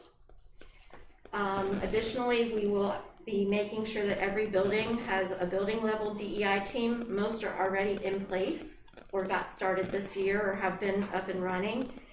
So we'll make sure that those are established at each of the buildings and consisting of staff, families, and students. And we'll continue to have our team meetings. The focus will shift in the upcoming school year really to hearing about the building activities that are happening and being a support to that building work and those building teams from the main DEI team. And we will have continued annual professional learning activities for staff. We always have a number of things that are available and usually one annual that's a mandatory DEI training for our employees. So we will be adding, like I said, a few additional items, mostly resources to the guidebook that came in early last week. And then, as I said, that will be published on the website. So that was everything. Can I add one thing? I just wanted to thank you, Dr. Bolton, and the other DEI members, some of whom are here, for all that hard work. I mean, totally volunteer. Inclusion, it's a great thing, but it is work. It doesn't just happen. It's structured and it really is a benefit to all students. So I want to thank you all. Thank you. You too. Thanks for your support. Thank you all. Yeah, and thank you to the team as And well. to the board as well. Yeah, I do have some questions and comments. I mean, to go back to the culturally responsive teaching and whether that incorporates any ideas or any critical race theory, it's not actually accurate to say that it does not. Even one of the resources that is listed, the Upfront magazine that's published by New York Times, in there they talk about white privilege, and of course that is a concept that is taught in critical race theory. I looked through the work of the committee, and I appreciate the message. Everybody wants diversity. In the way that I was raised with accepting other cultures, it was just something my family did. It was how we were raised. You put your arms around each other. But I didn't see much in the way of diversity of thought in the committee. You know, that you've got a lot of concepts here that were covered. Microaggressions, implicit bias, white privilege, equity of outcomes, social justice, social architecting, the myth of meritocracy. These are all things that are discussed in critical race theory. So to say that it's not been even discussed by anyone in the school district, I think is misleading. And to say that it won't come to our classrooms, again, it's something that's being discussed as being implemented into our different core courses. We have some information that was shared about STEPathy. And for anyone that doesn't understand what STEPathy is, that's the idea of bringing these concepts even into your math classes and science classes. So it seems to be like an all-encompassing thing that is going to run through our classrooms. And as I was starting to say, there should be a diversity of perspectives. There definitely should be. And in the beginning of this, when we approved this committee and the mission, it was a great mission. But in the beginning, I said that I hope that we welcome different perspectives. And I gave some examples. And over the course of the last year, I continued to give examples of people with different perspectives, besides just this one way of viewing the world. And I didn't see any of that. Maybe it wasn't mentioned in these slides, but I didn't see any of that. So if I'm wrong, I'd like to know about, people like Burgess Owens, Tim Scott, Larry Elder, Thomas Sowell, Bob Woodson, Azra Namani. I mean, these are people that have been very vocal about critical race theory and the different names that it goes by the way. Culturally responsive teaching is also another term that's been adopted to kind of divert away from the controversial title of critical race theory. So I was brought to my attention that for the professional learning time this year, there's going to be 7 hours offered of professional learning time. And it's a book by a woman named Bettina Love, and it says, drawing on her life's work of teaching and researching in urban schools, Bettina Love persuasively argues that educators must teach students about racial violence, oppression, and how to make sustainable change in their communities through radical civic initiatives and movements. She argues that the United States educational system is maintained by and profits from the suffering of children of color. I mean, that's just a stunning sentence to me, that she argues that the United States educational system is maintained by and profits from the suffering of children of color. And this is a book that our teachers are going to do like a group reading of. And last year we had 50 teachers do a group reading of White Fragility. So it's like a one note, one perspective thing that I'm seeing. I'm not seeing other authors, other scholars being brought in. Any suggestions for people to go and seek out those resources. So I would hope that there could be, before we even implement any of this, I would have rather have seen a more comprehensive approach, to be honest. And then in one of the slides, the hierarchy also seems off. The hierarchy goes the DEI work group, the administrative council, the teachers, the non-instructional staff, then students, and last on the list is parents. To me, that hierarchy seems to be a little bit out of whack. And I have a lot of notes, obviously, but this language is throughout everything. And so maybe there's not an understanding of what we're talking about. You know, we're saying one thing and it's not being understood of what it is. But these are the concepts of critical race theory, which is very divisive, destructive. It puts people into being oppressors or being victims. It has you seek out offense. Like there was a list of 83 microaggressions given, examples of microaggressions. And some of those examples, one of them was America is the land of opportunity. That's considered a microaggression if you say that. If you say that there is one race, the human race, that's also considered a microaggression. America's a melting pot is another one. And then I'll just give you another example of what someone says a microaggression is, I think the most qualified person should get the job. And again, I understand that these were just discussions of things, you know, discussions that occurred, and that's fine. But what isn't fine is that I saw no evidence of a contrary point of view. I saw no evidence of that being offered.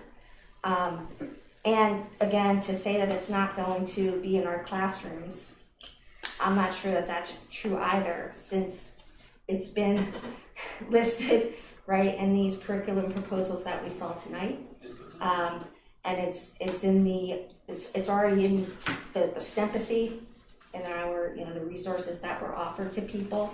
So all I'm asking again is that we welcome, if we're going to say we're talking about diversity and we're going to include, to me there seems to be a disconnect from what's being said out loud and what's being talked about, you know, in the work groups.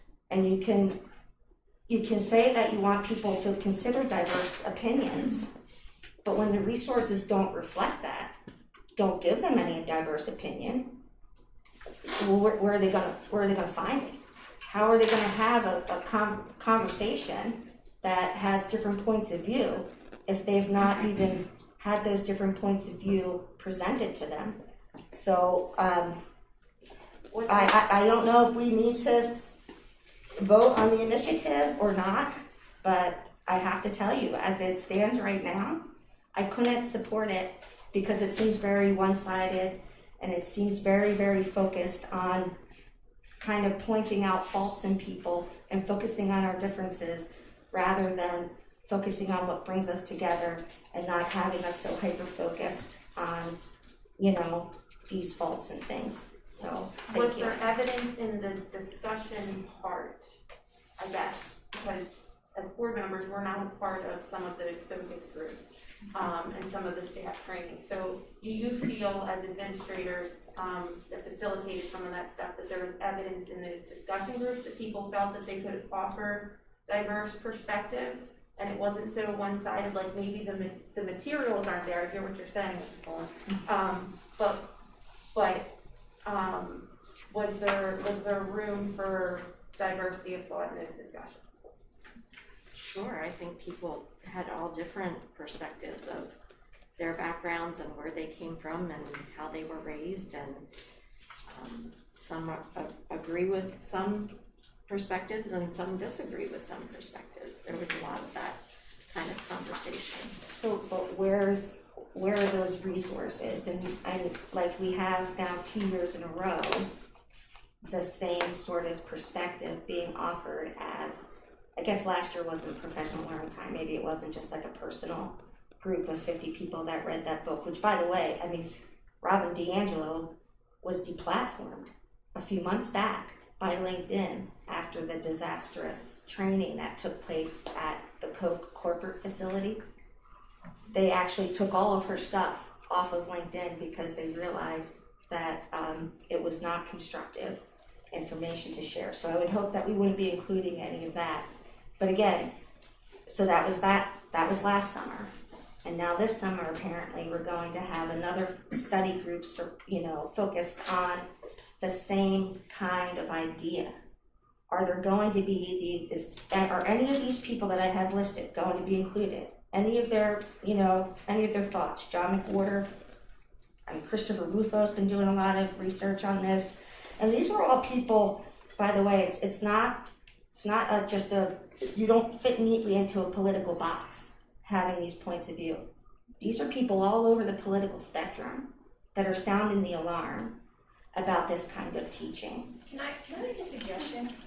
I feel like over the past couple of months, I have watched this community devolve into adults bashing each other on social media, posting nasty things about each other in an indirect shouting match, as opposed to having I feel like we have two separate conversations of let's have the difficult conversations, but the difficult conversations aren't happening when each group is having the conversations amongst themselves.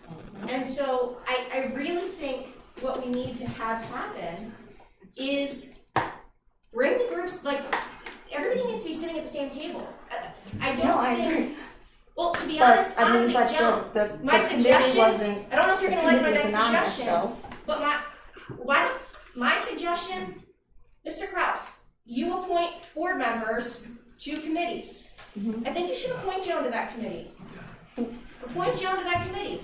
I think that the way you bring people together is for people with these very different opinions to be sitting at the same table and having these conversations together, because I don't think that this is going to be solved in a committee meeting right here. I think that this is the behind the scenes work, like what you're talking about, where we need all of these diverse perspectives sitting around the table together. Can I say something? Yes. I did want to be part of it. And I will say was not, they invited people to take part, and I was never really asked to be a part of it. So I would love to have been a part of it from the beginning, and that was why I offered so much information a year ago over in that other room, and why over the past year I have offered information over and over again. So I just want to make that clear. My lack of participation wasn't because of a lack of desire. I would have very gladly have come to these meetings. And I think there's a lot of other people in the community who would have liked to have come to the meetings as well. But frankly, it wasn't a really, really open process. But it could have been because of COVID too. Like getting the word out and getting people signed up. It wasn't quite as publicized as the steering committee, for example, which we publicize, and then there's, an application process. But I just want to make that clear, that it wasn't for lack of me not wanting to do it. I was not aware of that, and I do think that that's important. I think it's important to have everyone sitting at the same table. I agree. I do. I think that's the only way we unify this community. That's the only way we talk through and have these difficult conversations, is to have everyone sitting around that table and talking through all of these things together. And, you know, maybe that's something that, we can adjust going forward and, you know, adapt the committee and the participants in the committee to make sure. Because look, I think otherwise you're just gonna have this division. We've gotta be able to bring everybody together and It's what was understand each asked for other's. from the beginning. Well, You can play the tape back in June. I thought that was happening, and I think that sometimes you made a point earlier about, even though people didn't get your joke about, yeah, I don't know, it was like snowballs and something else, I don't know, but It came down to You weren't paying attention.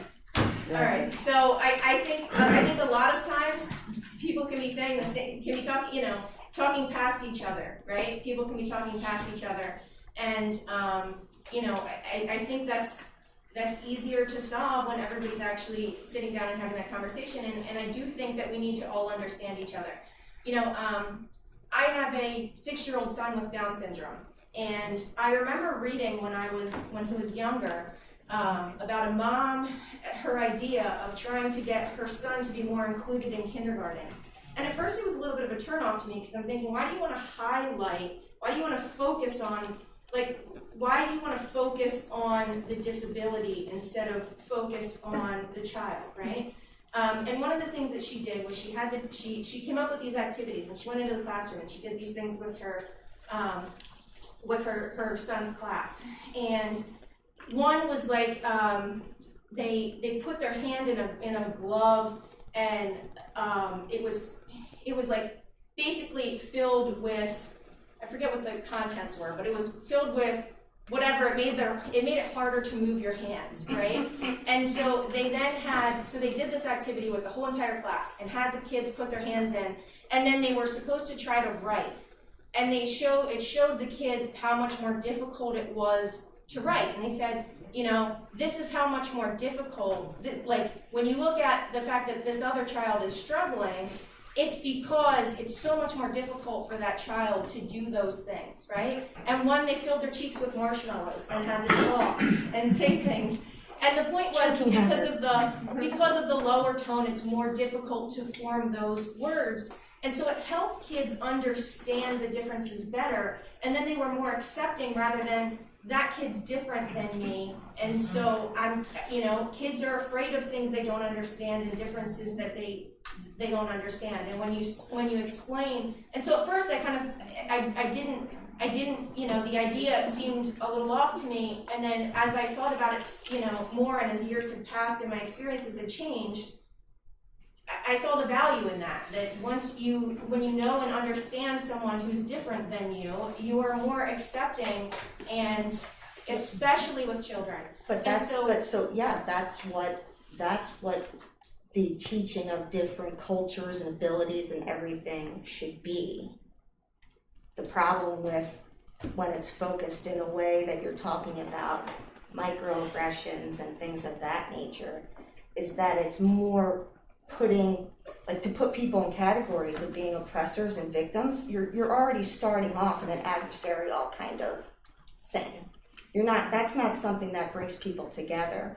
To look at you three over there and say, well, I know what you guys are like. Like, that's not what we should be doing. So Bob, so I agree with you, and that's what I was getting to in the beginning, is the way I was raised and my ideal for teaching multiculturalism or teaching people to accept each other is it's just basically to do it. And you can teach them through lessons like that, but when you separate and you allow prejudgment and you tell people that you've got implicit bias, that you have inherent faults that you're not even aware of, and by the way, some of Ibram Kendi's books and Robin DiAngelo, again, it says you have those faults, and not only do you have those faults, but you also can never get rid of them. I mean, that's just demoralizing. So where do you go from there when someone says that you can't be cured of your inherent ills? So I would welcome that. I think we should truly have a group of people who are different, and have everybody talking together, but I would love, I think that we have to just say, there are some things that we cannot allow our children to be taught. We cannot allow our children that because of how you're born, determine certain qualities before you've ever said a word in your life. You know, that they say even now infants are biased. It's, to a point, kind of getting absurd, and we wonder why people have so much anxiety in our society, because you don't know. Like, I could say, good morning, that's such a pretty top you're wearing, which it is a pretty top. You like the same color. So you could say that to someone, but the way that this training goes, it makes you, oh geez, was I just sexist? Did I, like it makes you second guess. So, all right. I'd like to clarify a couple things in terms of pieces that are said. But the first thing I'd like to clarify is that I am unbelievably proud of the work that the DEI team has done over the last 12 months. This is not taking sides, although I appreciate the applause. This is trying to provide background in terms of some of the things that have been mentioned.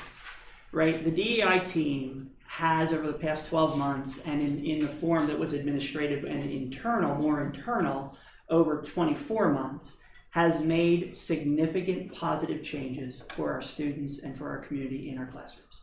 Right? People who are in the classrooms, I would encourage you to speak to teachers about that work. I want us to be careful about separating curriculum and some of the pieces that you're talking about. The wonderful thing about Atlas, and I'll be thrilled for you to be able to see it, and the board approves all of those courses that go through, is it shows the resources that are being used in our classrooms. And so it shows required resources, it shows optional resources, and as was mentioned tonight in the curriculum presentation, anything that a teacher wants to use that is separate from that list gets approved through supervisor process. And so when you are mentioning some things like STEMpathy, or some of the topics that you mentioned, STEMpathy has some wonderful resources that are very appropriate for some of our courses and some of our classes. That doesn't mean everything in STEMpathy is wide open for a teacher to use if it is not appropriate to our curriculum. And so we need to make sure that the curriculum is vetted, and I completely agree with you. There is a huge difference between professional development and professional learning time. We offer thousands of professional learning time systems over the course of the year that teachers can choose from, right? And in many times they are teacher choices. So I don't know how many book clubs we had last year, but it wasn't one, and it probably was hundreds. And so to look at one book club that teacher chose, and these are adults coming together for professional development, that is not curriculum work. That does not mean that it becomes our English curriculum, right? They are different, and we can debate the topic or those pieces, but I want to make sure we're very clear about professional development that the teacher does provide to all of our staff, right? And we did have some development that was in the areas of diversity that I am very proud of and think was extremely valuable for our teachers, right? As opposed to PLT. The selection of the DEI team was done through a conversation. There were some volunteers. There was a conversation with principals looking for, and there were families who were asked because we looked for those diverse viewpoints. And so that will continue to be something that is important to us as this expands more to building-based teams, as you heard about tonight, because that's going to allow more parents, more students, more staff members who are going to be more willing to work at a building level because they see the progress there than at a district level where our team will be. And we would welcome involvement from board members or other community members, and we will continue to look for that as we move forward. So I do want to say thank you to the team that presented, right, Ms. Lomax, you've been our consultant for 2 years and you've been very valuable. I think it's clear that you bleed green, and that's important in this work, right? So, Ms. Thomas and Dr. Durr for your part in the presentation, and for the team members that are here tonight. It's not by any means a large portion of the team, but I do appreciate the team members who were willing to come out tonight and show their support. Just to slow things down for a second. Wait, no, I sorry, I have to, up front is a magazine that is listed as a resource. That's why I gave that as an example. And again, I understand the difference between professional development and professional learning time. But where's the, to have that as the featured thing, I don't know where it was on our website, it has the Penridge logo. But would again just say, yes, that is something they choose on their own time, but it can't really be argued that it could be ideas that are then brought into the classroom. And we absolutely need to make sure, and that's why I think that we need to be explicit in saying things, concepts that would not be acceptable for our children to be exposed to. That's all I'm saying. You can, yes, maybe it's not written into the curriculum that you teach this, but is it getting in? And I think sometimes it does get in. You know, we've had experiences. We had that Apex quiz that was up for a year that nobody knew about until a student was brave enough to say something because it made him feel very upset and uncomfortable. So, you know, I'm not saying it's all that our curriculum is, but it definitely does have influence because it's in the mission of the committee itself that it will influence what happens in our schools. Well, I do think that when we're paying professional development time anyway, we should be making sure that the professional development that they're getting can be implemented into the school, because that kind of defeats the purpose if we're saying, hey, do this professional development, but we're not really gonna let you use it. So I guess that piece but regardless, I just wanna make sure we're not moving on here and then people are gonna go back to their respective sides, okay? I wanna have a solution moving forward. I wanna have a plan where we are bringing a diverse group, Mrs. Cullen, I don't know who else you wanna bring in, but actually sitting down and having this conversation, because I don't want it to be, well, you know, maybe in the future sometime we might. I think this needs to actually happen. I wanna make sure we have a plan to make it happen now, because I think it's the only way to bring this community together. And I think that there's so many people who just, you know, people have a lot more in common than they realize, and I think if they all sat down at the table, everybody would realize that. And this is my frustration is, it's not happening. I wanna see it happen. That was the point in my saying that I cannot support it the way that it is, because I want exactly what you just said. Not a promise for maybe we'll work these things in later. Before we start having this worked through our schools in whatever manner that's going to be, we need to make sure that it actually is representative of different perspectives and that we actually lay down some things that we will not be imposing on our children. That was the whole point of my saying that this is why I can't be supportive. I appreciate the work. I feel like it needs to be. Well, and I just want to say too that we don't have to sit on a committee to get to know people of different perspectives. Yeah, any one of us at any time can pick up the phone, message somebody on Facebook, reach out to somebody that we disagree with or we're not understanding what they're reading, and take a walk in the park. So, you know, it can happen, and any one of us can take accountability for, you know, putting our arms out and making that happen. And you don't necessarily have to agree at the end of the conversation with everything, but you gain respect for that person as an individual and as a human, and you build a relationship, and that starts the foundation, and that makes everything going forward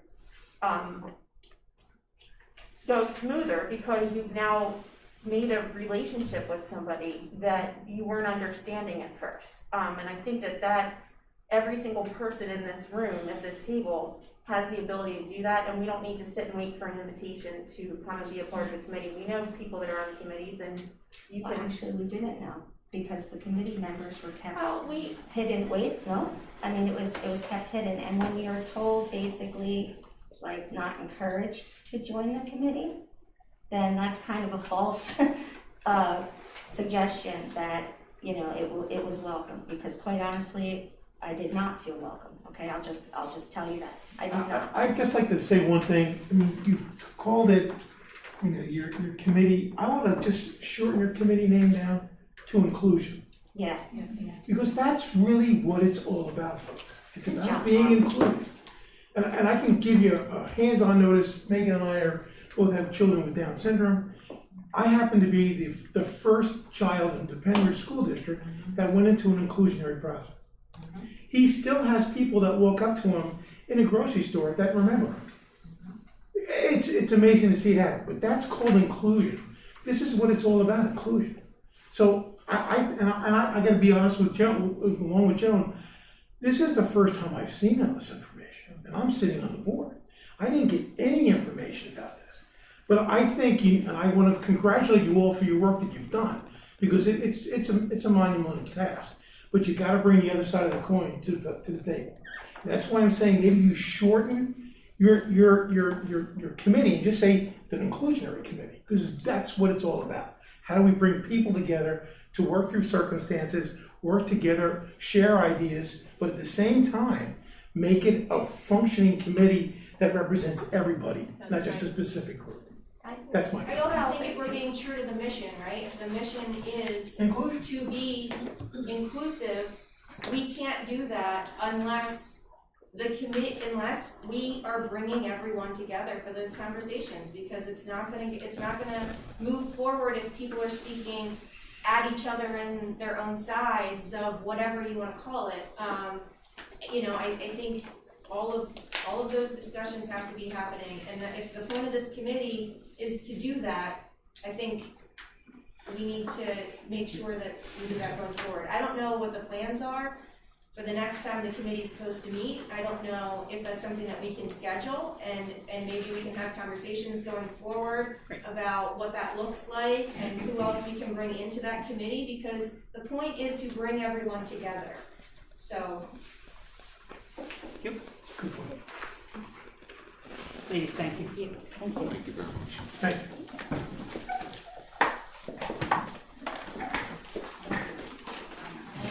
Still have one item.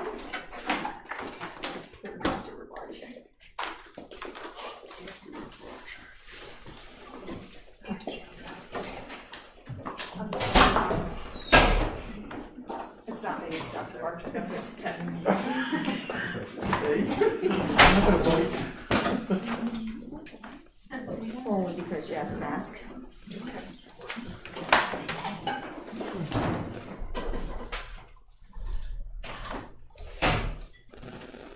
All right. Wrapping up the curriculum committee meeting, we have Dr. Barchak with elementary trimesters and report cards. Good evening, everyone, and thank you for allowing me to present on behalf of our Elementary Progress Report Revision Committee. They've been hard at work over the last 3+ months and looking at our elementary progress report and just making sure that it's aligned with the programs and our curriculum and the standards that we are teaching and delivering in the classroom.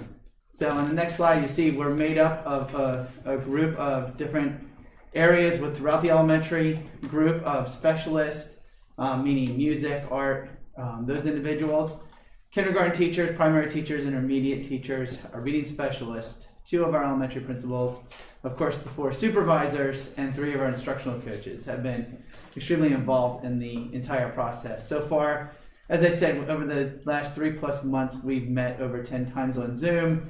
There's been independent work sessions as well, and we are planning for summer meetings to be scheduled along with the work that they're doing, the independent work they'll be continuing to do.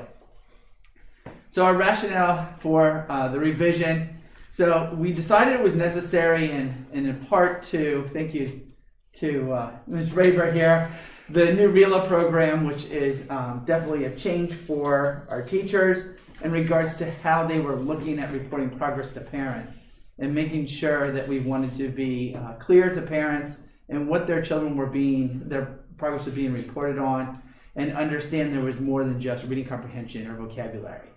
So this group has done a wonderful job and taken charge of developing descriptors under the new RELA program to make sure that what is being reported is the progress that their students are making in the different areas of word study, comprehension, their independent reading, their read alouds, their shared reading. So there's a lot more components than what was on the previous progress report. And then a need for clarity to the content area descriptors. As the committee was reviewing the descriptors under each of the different content areas, we realized that parents may not understand what's actually being reported to them and understand the descriptors themselves. So we wanted to make them more friendly so that we could share with parents exactly and understand their own children's progress and helping them and supporting them at home. The need for consistent performance indicators, and what I mean by that is you have an A, B, C, D, E as a grade or an OSN, or you have, of those of you that are familiar with the elementary progress report, the caret, the equal sign, the plus sign. There was a lot of different performance indicators. So we wanted to bring some consistency to that, and the group has worked to create 3 overall performance indicators that will help parents to better understand where their children stand in regards to their work. And then the needed for an updated comment bank, which we are continuing to work on. We're going to really hit this head on in the summertime and providing comments that are going to be more associated with the actual progress report and the comments that are needed to help parents understand their children's progress. The work that this group has done, and this I'm very excited about. If you're familiar with Tom Gusky, he is kind of the guru of progress reporting and grading. And one of the things that he established and say, you need a purpose for grading. So the team worked, what would you say, over the first 2-3 meetings of just establishing our purpose for grading. And this was the statement we came up with, and it aligns with our mission statement. And I'm just excited about the work they did here because I'm hoping that what the goal was to communicate clearly why we're grading and why we're providing progress reports to parents. So the performance indicators, as I shared, instead of the OSN and the carets and pluses, we've gone to this idea of secure, progressing, and needs more time. So those are the 3 common performance indicators you will see on the progress report as we go forward, and it's going to be in each area, the specialist areas, the primary, the kindergarten, and the intermediate progress reports.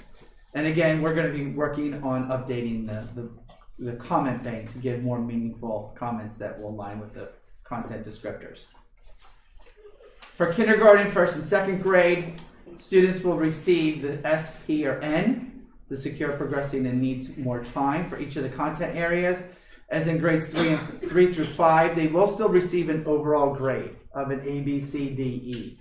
But under each of those content areas are sub-descriptors that align with the standards in our programs and the curriculum that we're delivering, and will indicate that, again, the secure, the progressing, and the needs more time.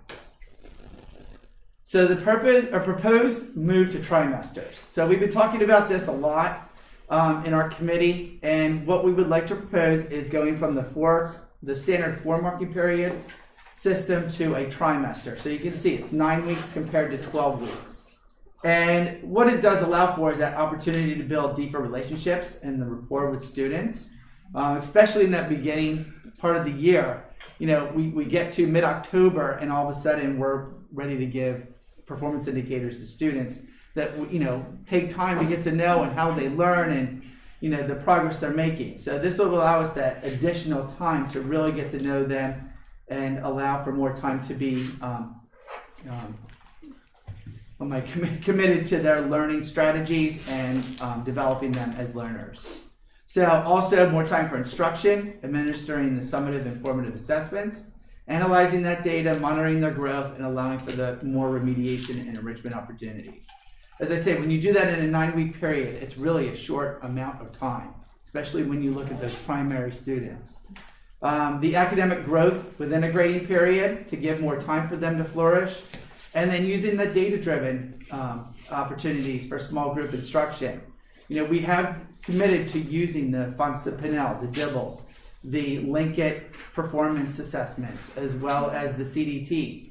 And taking that data and analyzing it and developing the small groups will allow us to give us more time to help students be more successful. At the current time, there's no change to the parent-teacher schedule timeline. So you'll see that on the next slide. The difference between the trimester versus the quarters. So you see that when the distribution of the progress report would occur in quarters, it's that November, February, April, and June. And the trimesters, it's December, March, and June. You see the number of instructional days, so it does increase about 15 days per trimester. And then the conferences at this time would remain in the November, February timeframe. So that what we don't want to do is we don't want the November conference to become a progress report session. It's really an opportunity for teachers to sit down with parents and really talk about the growth that's occurring and taking place with their child and what they can do to help remediate and enrich them as learners, and then help them prepare as they get their progress report in the beginning of December as a tool to help guide them. So down below, you see there's the revised progress report, will be more informative with the clear and consistent descriptors, no change in the schedule, the reporting on academic and social growth. That was one of the key areas that all the teachers and the supervisors and the others that were on the committee really focused on in sense of the academic and social growth. We felt like the social growth were like rule followers instead of actually looking at a child and how they're socially developing, and help give parents more information about how they are within the class as a learner. And then helping to establish future goals to address students' needs, and then the ongoing communication that we didn't have back when the 4 marking periods was developed, is we have Seesaw, we have the email opportunity. So there's a lot more communication taking place than there used to be 10, 15 years ago when the 4 marking periods were put into place. And then teachers will continue to monitor their student progress and make necessary adjustments. And then we are going to continue the accessing of progress reports to PowerSchool. They used to be printed off every marking period. Over the last year and a half, with the pandemic occurring, we've been having parents go in and accessing through PowerSchool directly, and it's been very successful. We've given them the tools, how to access it, and they've been very pleased with going in and accessing their progress reports. So the idea is to put a pilot in place for the next school year. We would have at least a minimum of 1 primary and 1 intermediate staff member at each of our elementary schools to assure that we have a clear opportunity, a clear approach to getting feedback from each school. Selected kindergarten staff, because all of our kindergarten staff are using currently a checklist in the first marking period and then a progress report thereafter. So we want to make sure that we get some selected kindergarten staff because they've done a lot of work in developing a progress report that aligns with the curriculum itself. And then professional learning would occur for the pilot teachers at the start of the school year. We would have meetings and /surveys throughout the year to gather additional information from the teachers at each trimester, as well as getting the parents involved. And then for having information sessions, introducing them to the actual progress report and getting their feedback about the timing of conferences and the progress report when it's delivered to them to report their students' progress. So these are our pilot details overall. We're going to continue to discuss it as a group.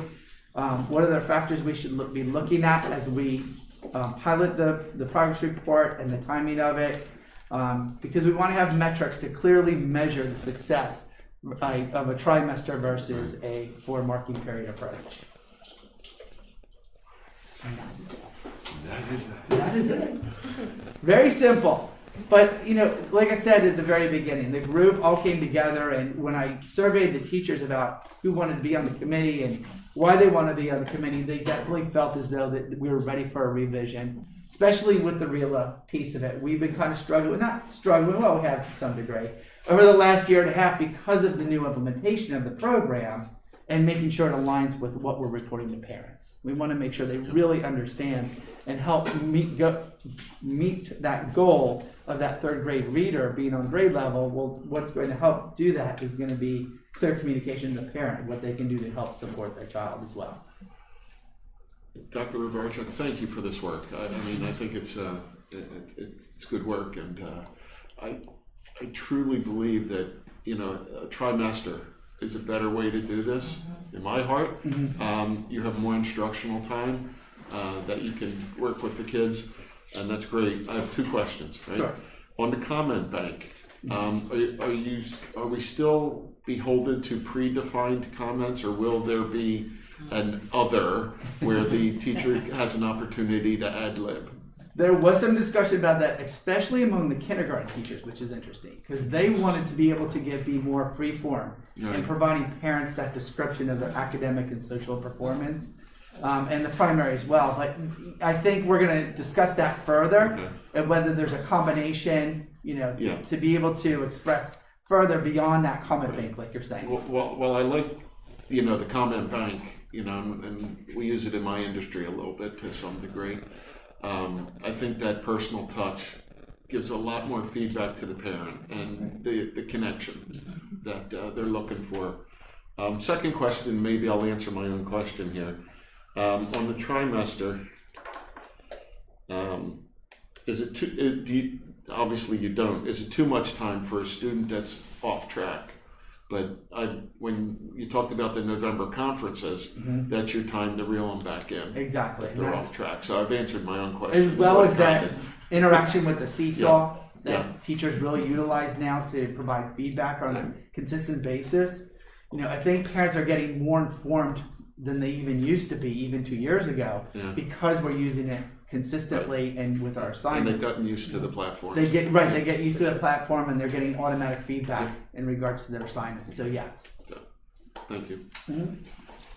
One question. So the grades will come out after the conferences. Correct. Is there anticipate any problem? Parents want to come back and talk after getting grades, I know they're lined up the way it is. Right, and that's going to be part of that pilot to understand what, how parents feel about that piece. But one of the things that we talked about as a group is we don't want that like November conference. A lot of times parents have the progress report in front of them and they're stuck to that, and the teachers sometimes get stuck to that because that's what is in front of them in that current progress. Where this kind of gives them more of a free flow of this is where your child is, this is where we're hoping to see them. We have another 3 weeks before even progress reports come out. So we're hoping that allows for a genuine growth, a continuum of growth. It seems to be a less evaluation. Pardon? It seems to me to be a less evaluation.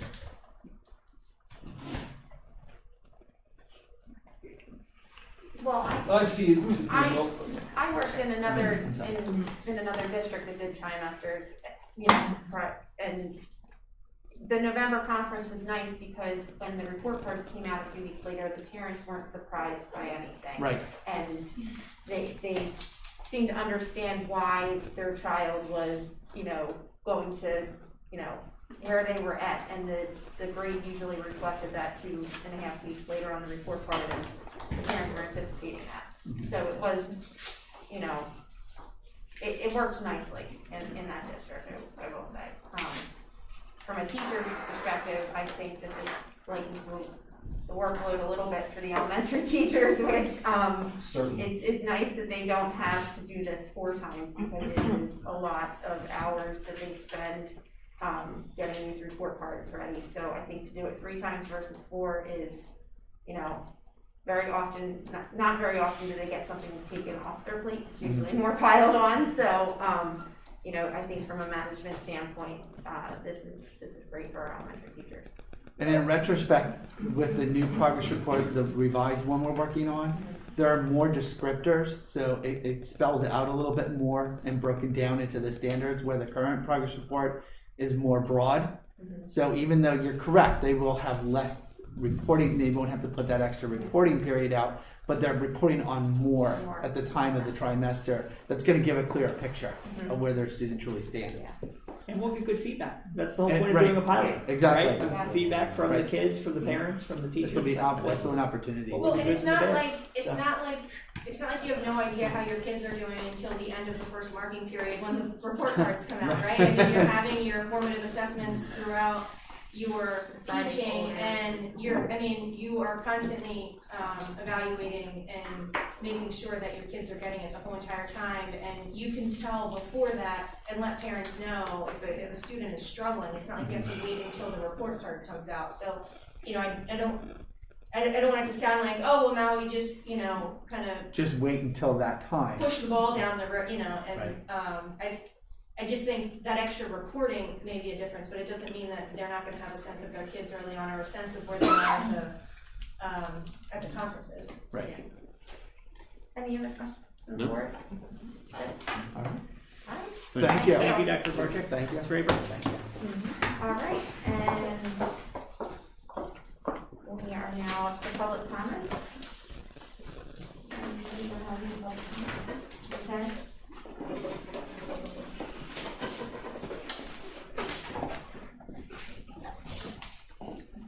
Diane Herring, Hilltown Township. I'm here tonight because for the last 2 months, I have tried to get information about DEI. I hope you'll forgive my time if I run over. I spent an excessively long amount of time getting this district to honor Rosh Hashanah and Yom Kippur. It took me well over 3 years of attending board meetings. I don't complain. I felt it was my responsibility to educate and to impart the information as to the importance of it. The reason I asked for information about DEI was because I had a concern.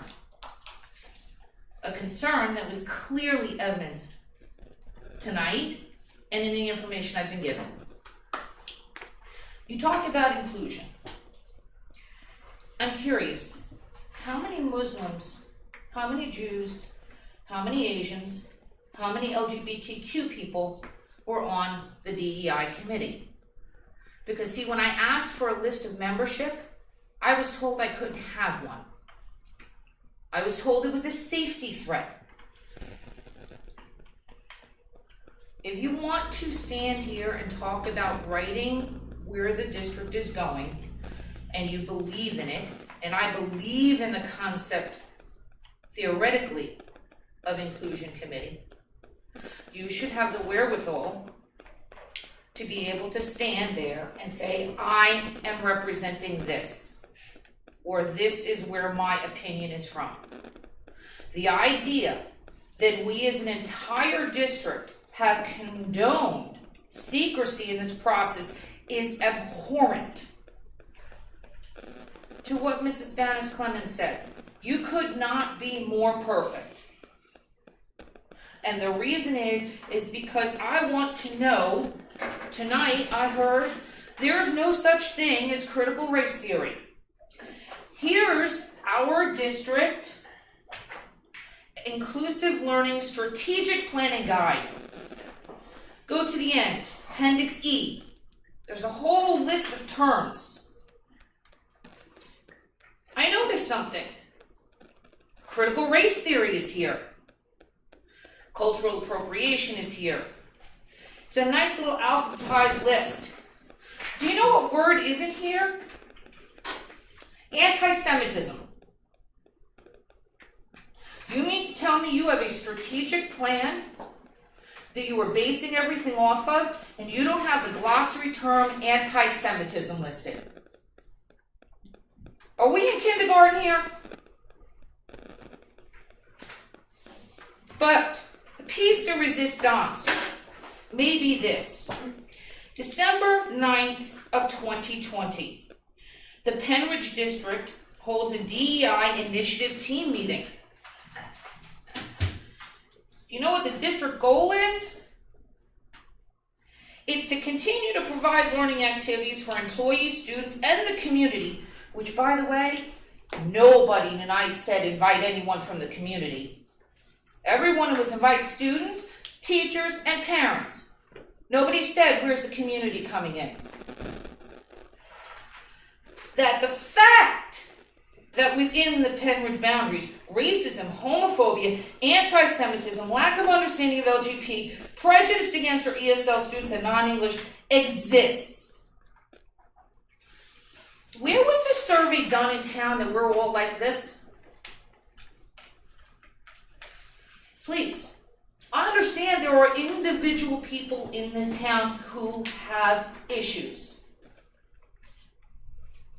But if you're going to send out this to everybody, and you're going to tell everyone in town that everyone is either this, or this, how do you expect anyone to get along?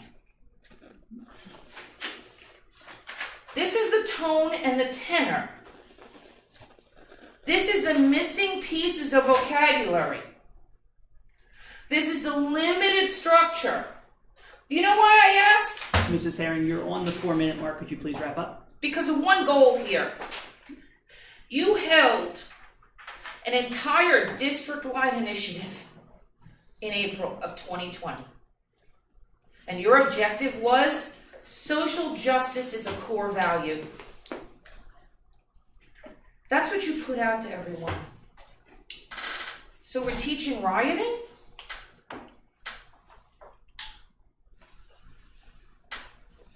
I don't know, but you folks need to ask some questions, because I have some questions about the contracts, just so you know. I'd really like to know if Sharisa Gibbons, our DEI consultant, is Sharisa Gibbons Pennsbury School District's Director of DEI. And why we paid her on 2 different contracts through 2 different companies. But nobody can tell me if she's moonlighting or not.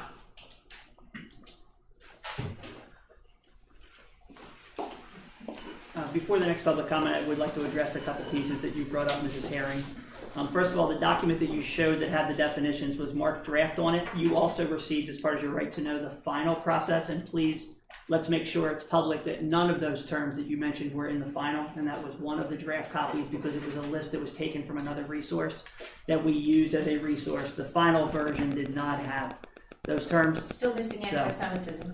And I would be glad, in terms of questions specific to the consultants that we've been utilizing, if you just send them to me, I'd be glad to correspond with you about that. Okay, thank you. And I did mention including the community.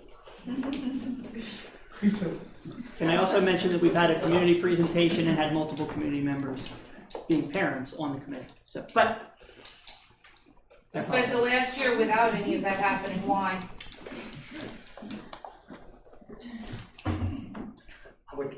My name is Paul Clymer. I'm a resident of West Rockville Township and a Penn Ridge graduate. I'll try to be brief. Yesterday we celebrated Memorial Day. A wonderful time in our nation's history in which we celebrated and paid honor and respect to the men and women who served our country and made the ultimate sacrifice. We live in an exceptional country. Our 13 colonies back in 1776 fought for independence, for liberty, life, and the pursuit of happiness. We should be grateful for the founding fathers for giving us the Bill of Rights and the Declaration of Independence. Our history is replete with heroes that we can all emulate. Heroes from the Revolutionary War to the War of 1812 to the Civil War, where over 600,000 Americans gave their lives for liberty and to free the bondage, to free the slaves from the bondage of the southern plantations. And then we had World War I and the Doughboys and the thousands of young men who gave their lives for our country. One of the books I had to read was in high school was All Quiet on the Western Front. It showed in graphic scenes, in the writings, the trenches, and all the difficulties that our young men had to face in France and the battles that they had to endure, and then World War II and Korea and Vietnam and Desert Storm. And I also learned in school, and I hope this is included in the curriculum, I learned about discipline, I learned about patriotism, I learned about hard work, I learned about character building, and I learned about honesty. So I hope that in these new curriculums that are set forth, these important precepts are taught as well. And I conclude with this: we have great heroes in America. From Theodore Roosevelt to Harry Truman, to Dwight Eisenhower, to Ronald Reagan, to John F. Kennedy. These are heroes that we can teach our young people to emulate. They served their country, they served their nation. We can be proud of them. These are my observations and my comments. Thank you very much. Anybody else that would like to offer a public comment?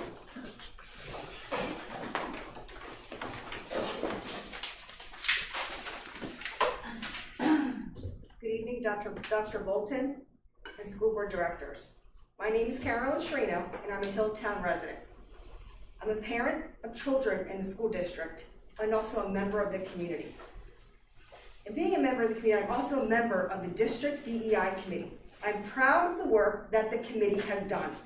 I'm a strong believer that what the committee has done will not only enrich the lives of all of our students, but our community members. What will be posted and introduced will be resources for all Penridge community members if they choose to engage. Having the DEI committee allows all of our students to feel acknowledged and proud of who they are, who we are. It allows students, teachers, and community members to learn about the holidays, different holidays, observances, cultures, disabilities, religions, identities, and races that may not be known to all. It gives us all a chance to learn about one another if we choose to. I was one of the parents that started the diversity committee at one of the schools, and it was very well received by students, by teachers, by the parents. Having these communities in our school districts enriches our schools. It enriches the lives of our children, of the parents, of our community.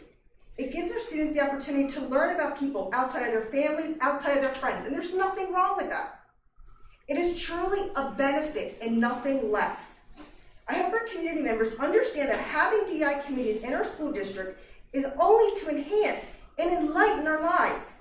It's not meant to diminish any culture or people. It has nothing to do with CRT, the critical race theory. I also wanted to be known that we, the committee members of the DEI group, don't implement or create the curriculum. If there are questions or comments or concerns about the DEI committees or really anything else in the district, what you need to do is reach out to the people that know. Don't look at social media. Don't talk to the person next to you. Contact Dr. Bolton. In regard to DEI, contact Dr. Durr. There are so many questions that people have, and they go to social media, and it's not factual. So if you want factual answers to your questions, I urge you to go to the people that have the answers to them, which is Dr. Bolton and Dr. Durr. Thank you so much for all of your time. Thank you. Anyone else?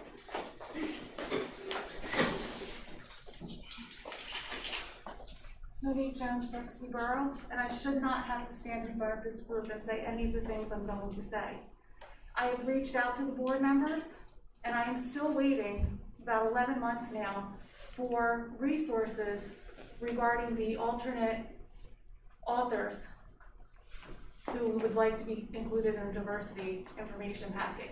So hopefully tomorrow, maybe I'll finally see those so that I can review them and expand my education and my knowledge of different resources.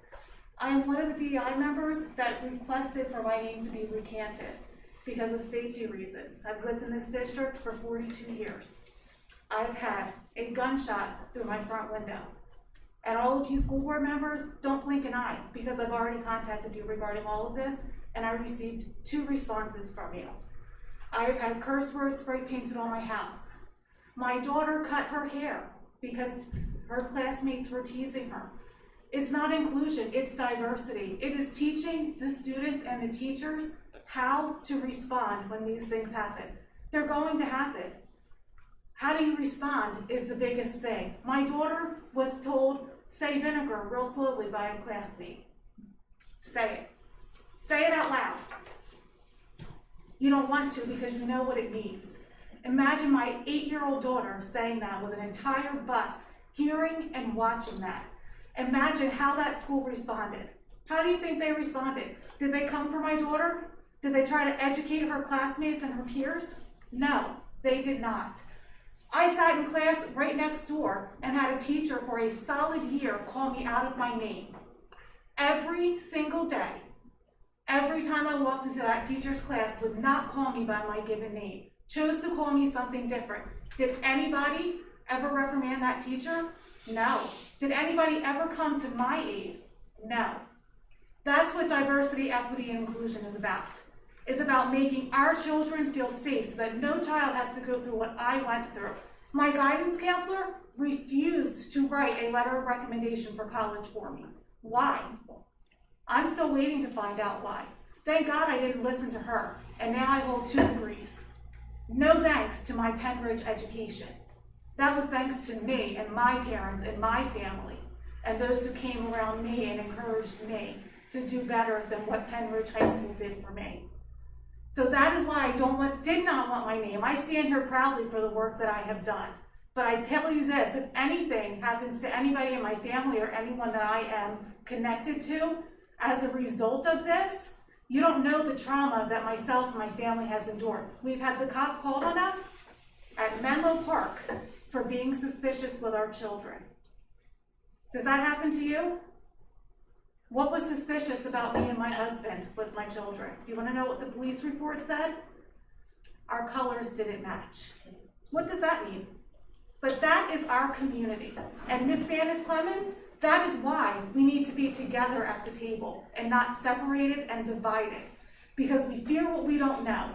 And when you don't know me and you don't know what I go through, you're scared of it. So instead of coming to me and responding to my multiple emails to this board to find out, hey, let's have a conversation and see what we're talking about. What can we do as a community together? You all chose to ignore me. So thank you, I appreciate that. I didn't ignore you by being here and trying to be a part of this committee. I'm not ignoring. But that's how you have caused me to feel. And that is how this community has caused me to feel concerned for my safety and that of my children. I hope you're happy.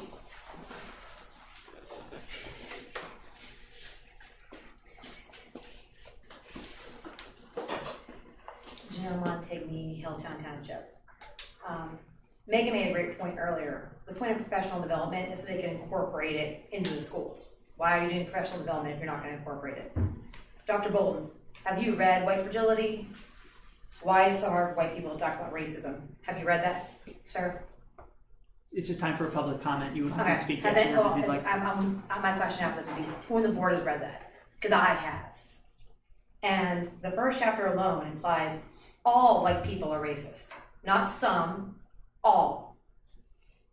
Is that something that should be making the children of Pembridge feel proud? Is that something that's going to bring the community together? It also, in that book, in the first chapter, says that individuality is bad, which that's something that I thought was good from a young age. It says you shouldn't treat people equally. That's also bad. And the most important thing about you is the color of your skin. And I try to tell my kids that's the opposite. Frankly, I tell them to make friends based upon how people treat them and not be judging people like that.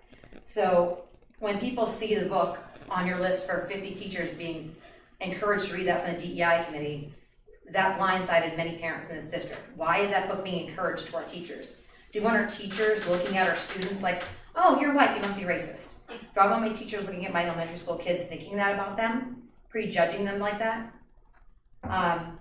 And the other thing I wanted to say was, we mentioned tonight about having diverse viewpoints on this committee. Why wasn't that done from the beginning? I mean, Joan laid it out. There's only one side being given on this committee. Shouldn't we all have a voice in that room? Or at least try to get more voices in the room? I mean, a whole year plus has gone by and only one side's been represented. I don't think that's right.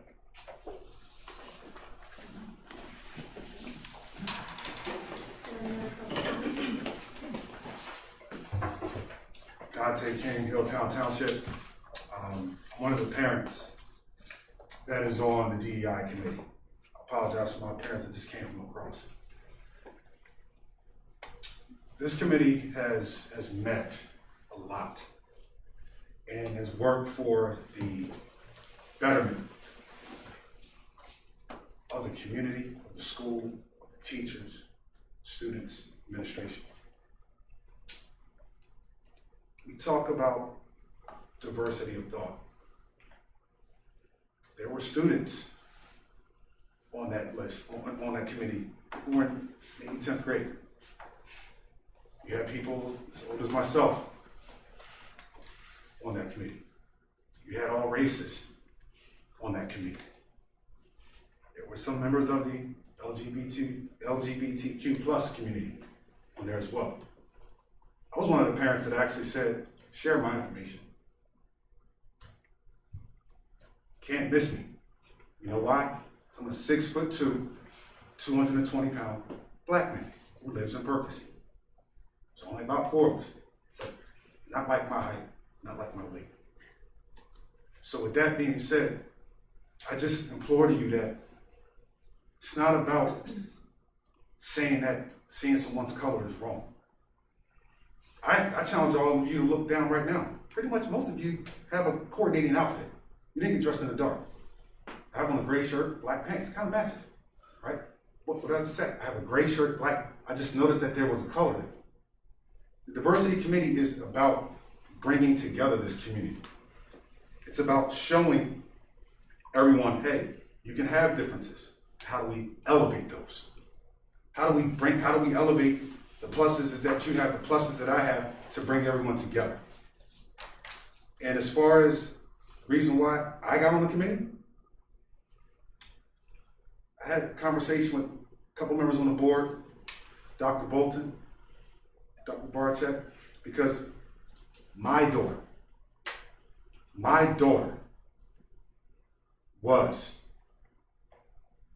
had some racial incidents, and she was in the 2nd grade. This wasn't being taught in schools. Guess what was taught at? The joke that was off color was taught from home. So if we're not sharing to the kids that, hey, just because you are black or just because you are white, saying these things are wrong. I had a board member pretty much tell me, just you know, we can't do that. We should be focusing on that. But my daughter, I had to share words with my daughter that no parent should ever have to share, because I had to let her know that yes, while sticks and stones may break your bones, names will never hurt you. But I had to tell her about the names that do hurt, that do scar. And unfortunately, many times, people of minority, whether you're African American, Latino, Asian, Jewish, Muslim, you have to prepare your children for the world that they live in. And right now, we're being reactive in this community instead of being proactive. Proactive. I'm on that committee.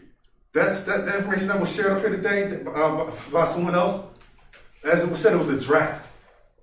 That's what we actually walked into and actually revised it. So when I get up here and say DEI, and you just call it inclusion. Okay, but that's just letting everybody come in. But diversity is also recognizing that you have somebody with purple shirt on, somebody with tan pants on. That's what it's just recognizing, hey, I have a full team here. We play sports. There are certain people that play certain positions. We don't have everybody trying to be a point guard. We don't have everybody trying to be a small forward. That's diversity. But we say, but the inclusion piece, it's an and, it's not an or. So I just ask that when you start looking at these things, and as Ms. Jones so eloquently put, come talk.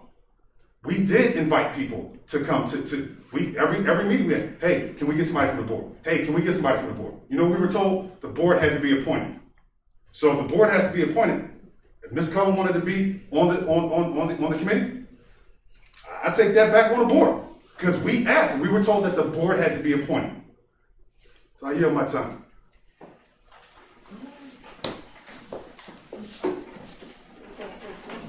Yay! Any other public comment?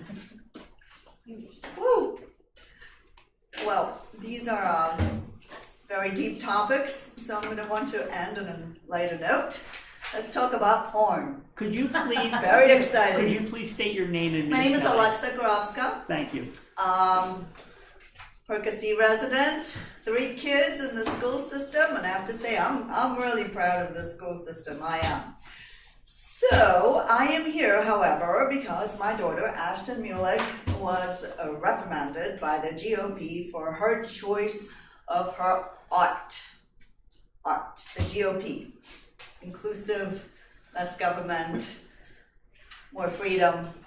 And I'm a Republican, by the way. So I am here and by the way, I've heard everybody speak, and I actually agree with everybody.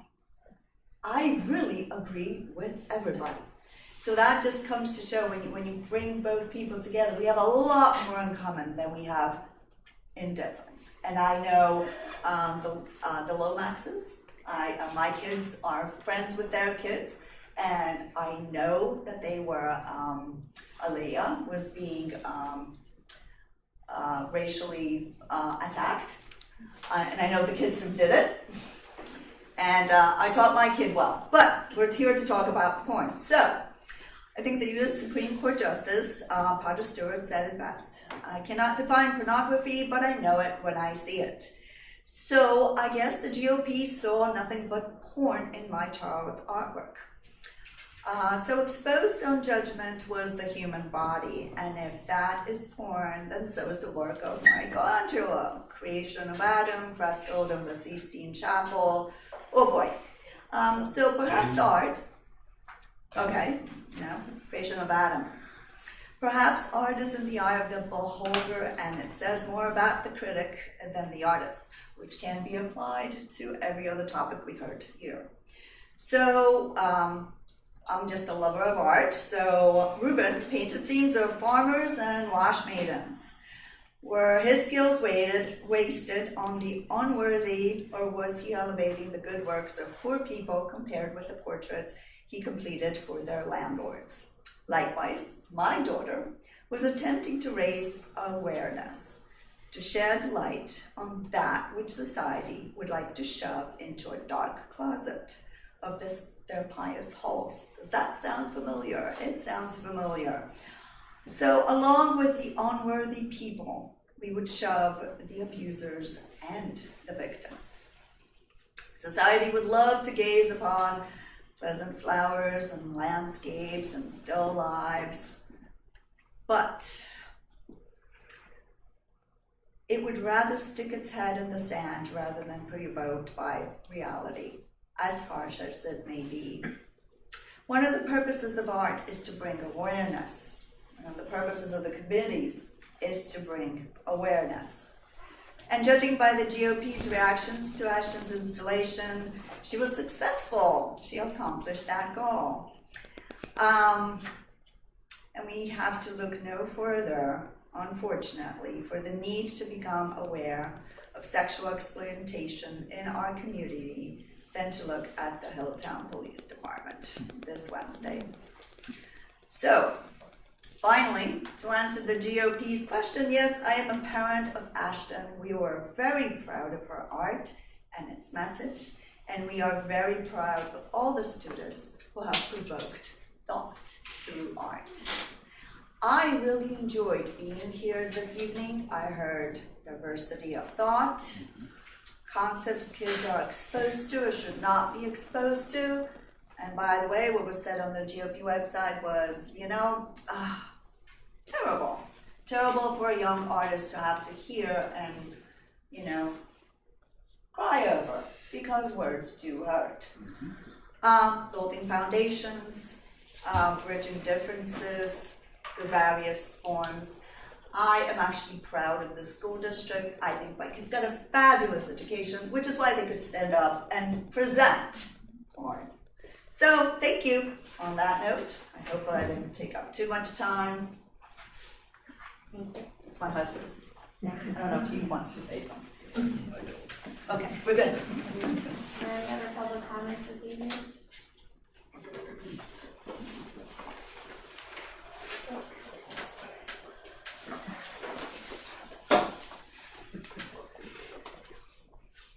Teacher named Kate, Hilltown Township.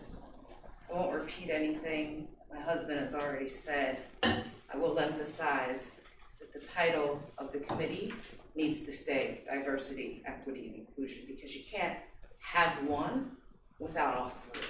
And as we've proven from the other comments in the room, diversity, representation of voice, of mind, of thought, of race, of culture. You can't talk about a culture without recognizing someone's race. I don't know why talking about race is such a bad thing. Everyone should be comfortable with being able to talk about race. And to quote MLK correctly, what he said was that you do not judge people based off of the color of their skin, but the content of their character. And what we're doing here is we're not talking about judging, we're talking about educating. Because the incidents that happened to my 7-year-old my 8-year-old was because of a lack of education. And we need to get in front of that. As my husband so eloquently said, we are reactive. What about being proactive? Let's prevent what we can prevent. We can't stop it all, but we can stop some. I don't understand what the fear is of educating. And I agree. We asked, day one, I want to say, we asked specifically for you to be on the committee. I am all in favor of that. Let's have the conversation. I'm not going to have a debate with you. I'm not going to have a debate with you. We are going to have a dialogue. Because a debate isn't useful. We've seen it. You indicated on social media, it's a debate back and forth. No one's hearing a debate. We need to have a dialogue. Those 5, I think it's the 5 concepts in the guidebook. If you read it, there's 5 concepts of communication. Before we come together, let's all go through that training together. Okay? And then come together and let's have a productive dialogue of a community with growing diversity. 86% white in this school. That means we still have another percentage that we need to educate, we need to care about, we need to ensure that they are successful. Every last one of them should be a priority. Not just the middle, not just the loudest, but even the end. Our students being able to express themselves through their art. We as a board should make it safe for them to do that in a proactive manner. We all have been through a crazy year. To put a simple statement out to say, our students are going through the same thing. We seem to forget that kids are going through the same thing we are. Put out a statement to say, our students are expressing themselves through their art. You may see some things that are polarizing, but we do not want to condemn that. Would have mitigated some of what we saw through social media and this poor student had to go through. Proactive.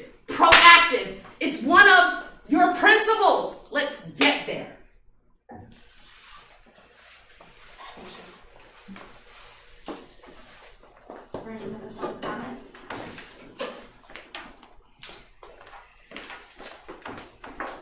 Hi, Kim Badillion, Percy resident. I'm a parent. I parent my children. Y'all don't parent my children. You, Miss King, do not parent my children. As a proud parent, I know how to raise my children to be good community members, how to be kind, how to be generous, how to be thoughtful, how to listen to other points of view.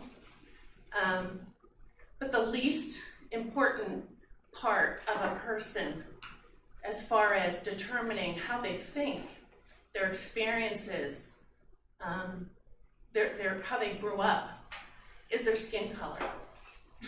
And I'm offended by what I've heard from you, Ms. King. Ms. Badillion, please make sure you direct your comments to the board. Thank you. Yes, I'm sorry. Thank you. I prefer you not talk down and condescend to this people in this community. I spoke to somebody else who spoke earlier and who mentioned she came from a different country. And when she came here, she was welcomed with open arms because that's what Penridge does. There are individuals that are bad actors, certainly, but this is a very opening, welcome community. This is the community I raised my kids in. And it's very divisive to have an equity, a diversity and inclusion club when it sounds great. Those terms sound great, but they're cloaked. What they mean, you have to get back to Exhibit E or the book, or equity is not what you're saying it is. Diversity is not what is being said. We get it, and we won't stand for it. So I just want to say that we want you to include the parents, but the parents parent the children here in this community, and I don't want to be talked down to or told that our community is less than what it is. This is an incredible community of opening, welcoming people, and where there are issues, small issues here and there, they need to be brought up and worked through, but generally, the parents parent their children, not the school district. Thank you. I do want to say one thing, please. I want to go back a year ago. I asked, from the very beginning, I asked to be included. You want to talk about emails and things that people have said to you? I could read the emails that I was written for asking those things, for bringing up the name Thomas Sowell, for saying that we should have diversity of thought. In the emails, I was called a racist piece of, you know what, garbage human, is what I was told. Several people told me, your job isn't to have a discussion, your job is to listen. I was specifically told I was not welcome to have the conversation that I sought. So I want the record clear on that. I was never afraid to have a conversation. I asked to have the conversation. I asked that all points of view be included in the conversation. And I was turned down time and time and time again. For a year, I have been asking, are you including these people's thoughts in these discussions that you're having? If not, why not? Here's the information. I served it up on a silver platter, gave it to him, but it wasn't welcome. So I take great offense to someone suggesting that I was somehow afraid of having a conversation.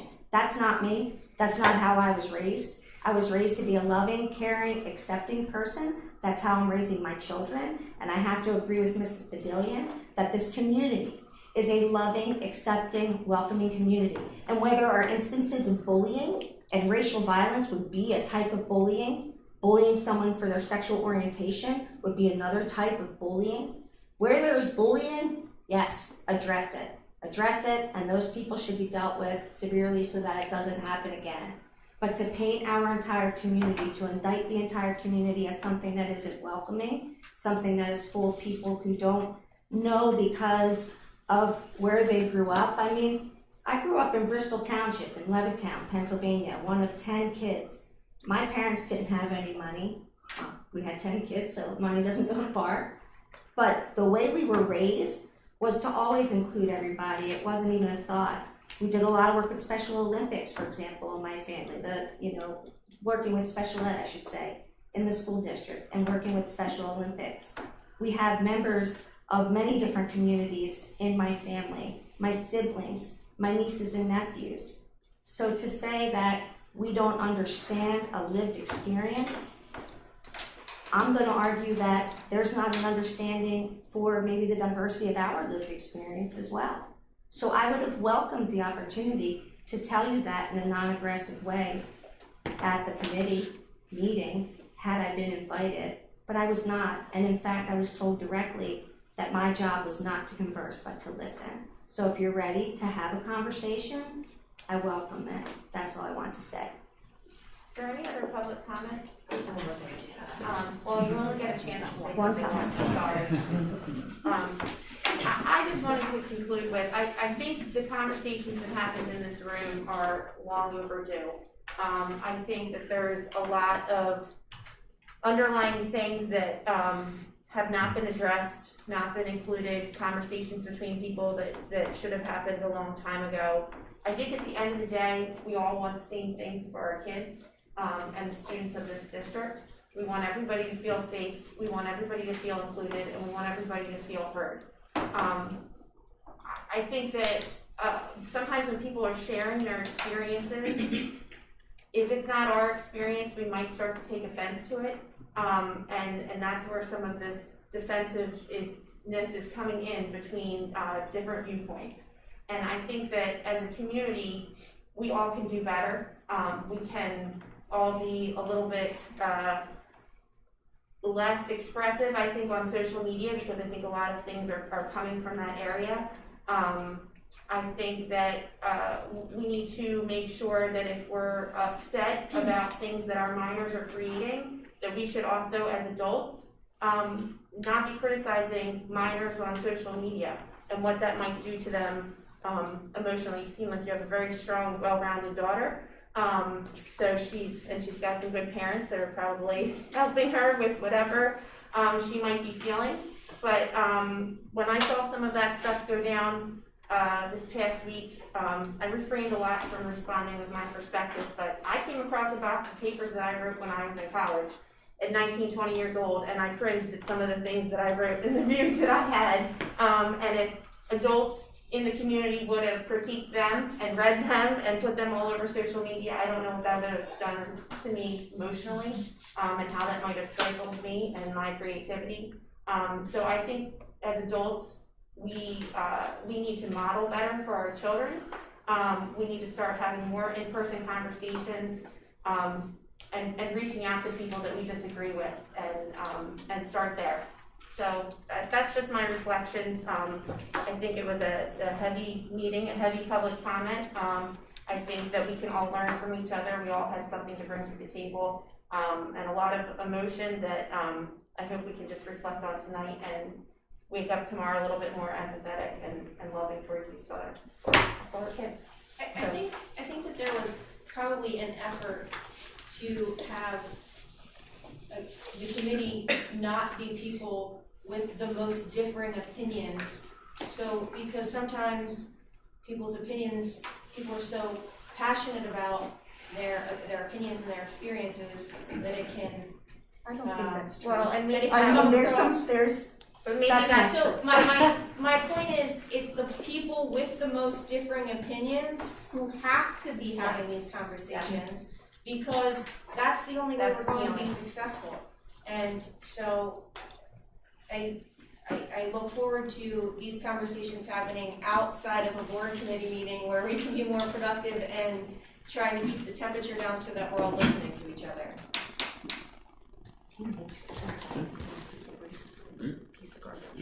Can you announce the next Oh, meeting? yeah. We're all looking at you, please. Sorry, the next committee meeting is August 2nd. Ms. Cooper, we're going to take a 6-minute bio break to be able to use the restrooms before we regroup the other committee. So could you let us know when the live stream is off and the microphones are off, and then we'll be safe to move around the room.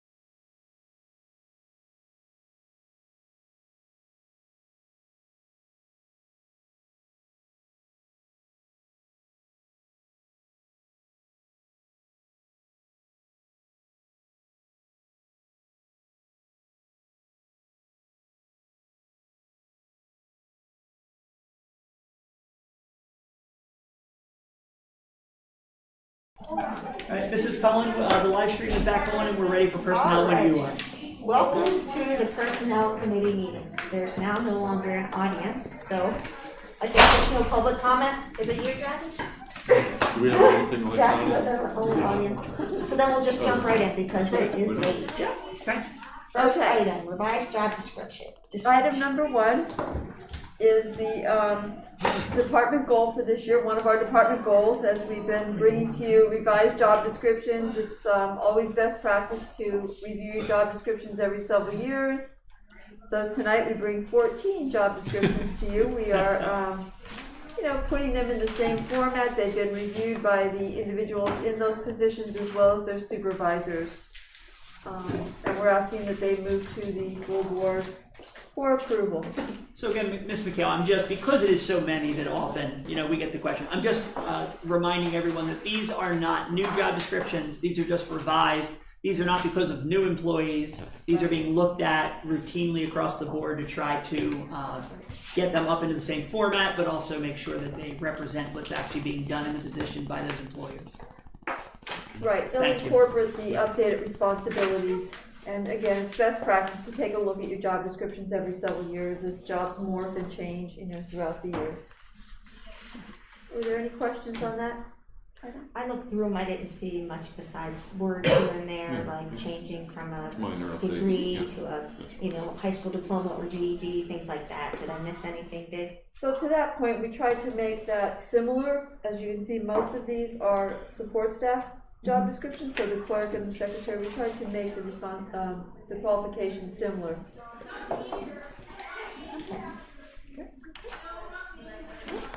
All right, so the next several items are housekeeping items. They happen, the contract renewals occur every year.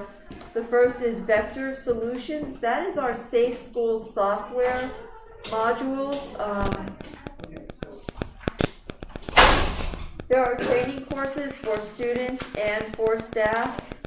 So the student modules will encompass the mandated Title IX training for your incoming 9th grade students. And the employee library will include, there's many courses that we utilize for other things, but I'm pointing out that they also include your mandated training courses like Act 93, Act 126 for your mandated reporter, Act 71, your youth suicide awareness, et cetera, harassment. So that's what falls under the book of training modules for the employees. So that's, just again, an annual renewal for both of those. Do we have any questions on that item? So I'm going to hop to the next. C is a plan renewal for our flexible spending vendor. The name has changed. They are now under the title of Health Equity. They were WageWorks.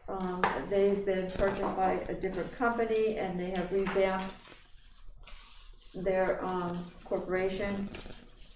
And again, this is our flexible spending vendor. This is a flat rate. There is no increase. Are there any questions on that renewal? How do they do with their flexible spending? Do they have a card? I'm just curious. They do. Okay. Yeah. We're actually in the middle of that now. We just finished open enrollment, so we'll be uploading everybody to the system. Cards are convenient. Everyone will say. They're new cards. D is our principal life insurance renewal. Again, this is a flat rate, no increase for our life insurance. They are life and ADD.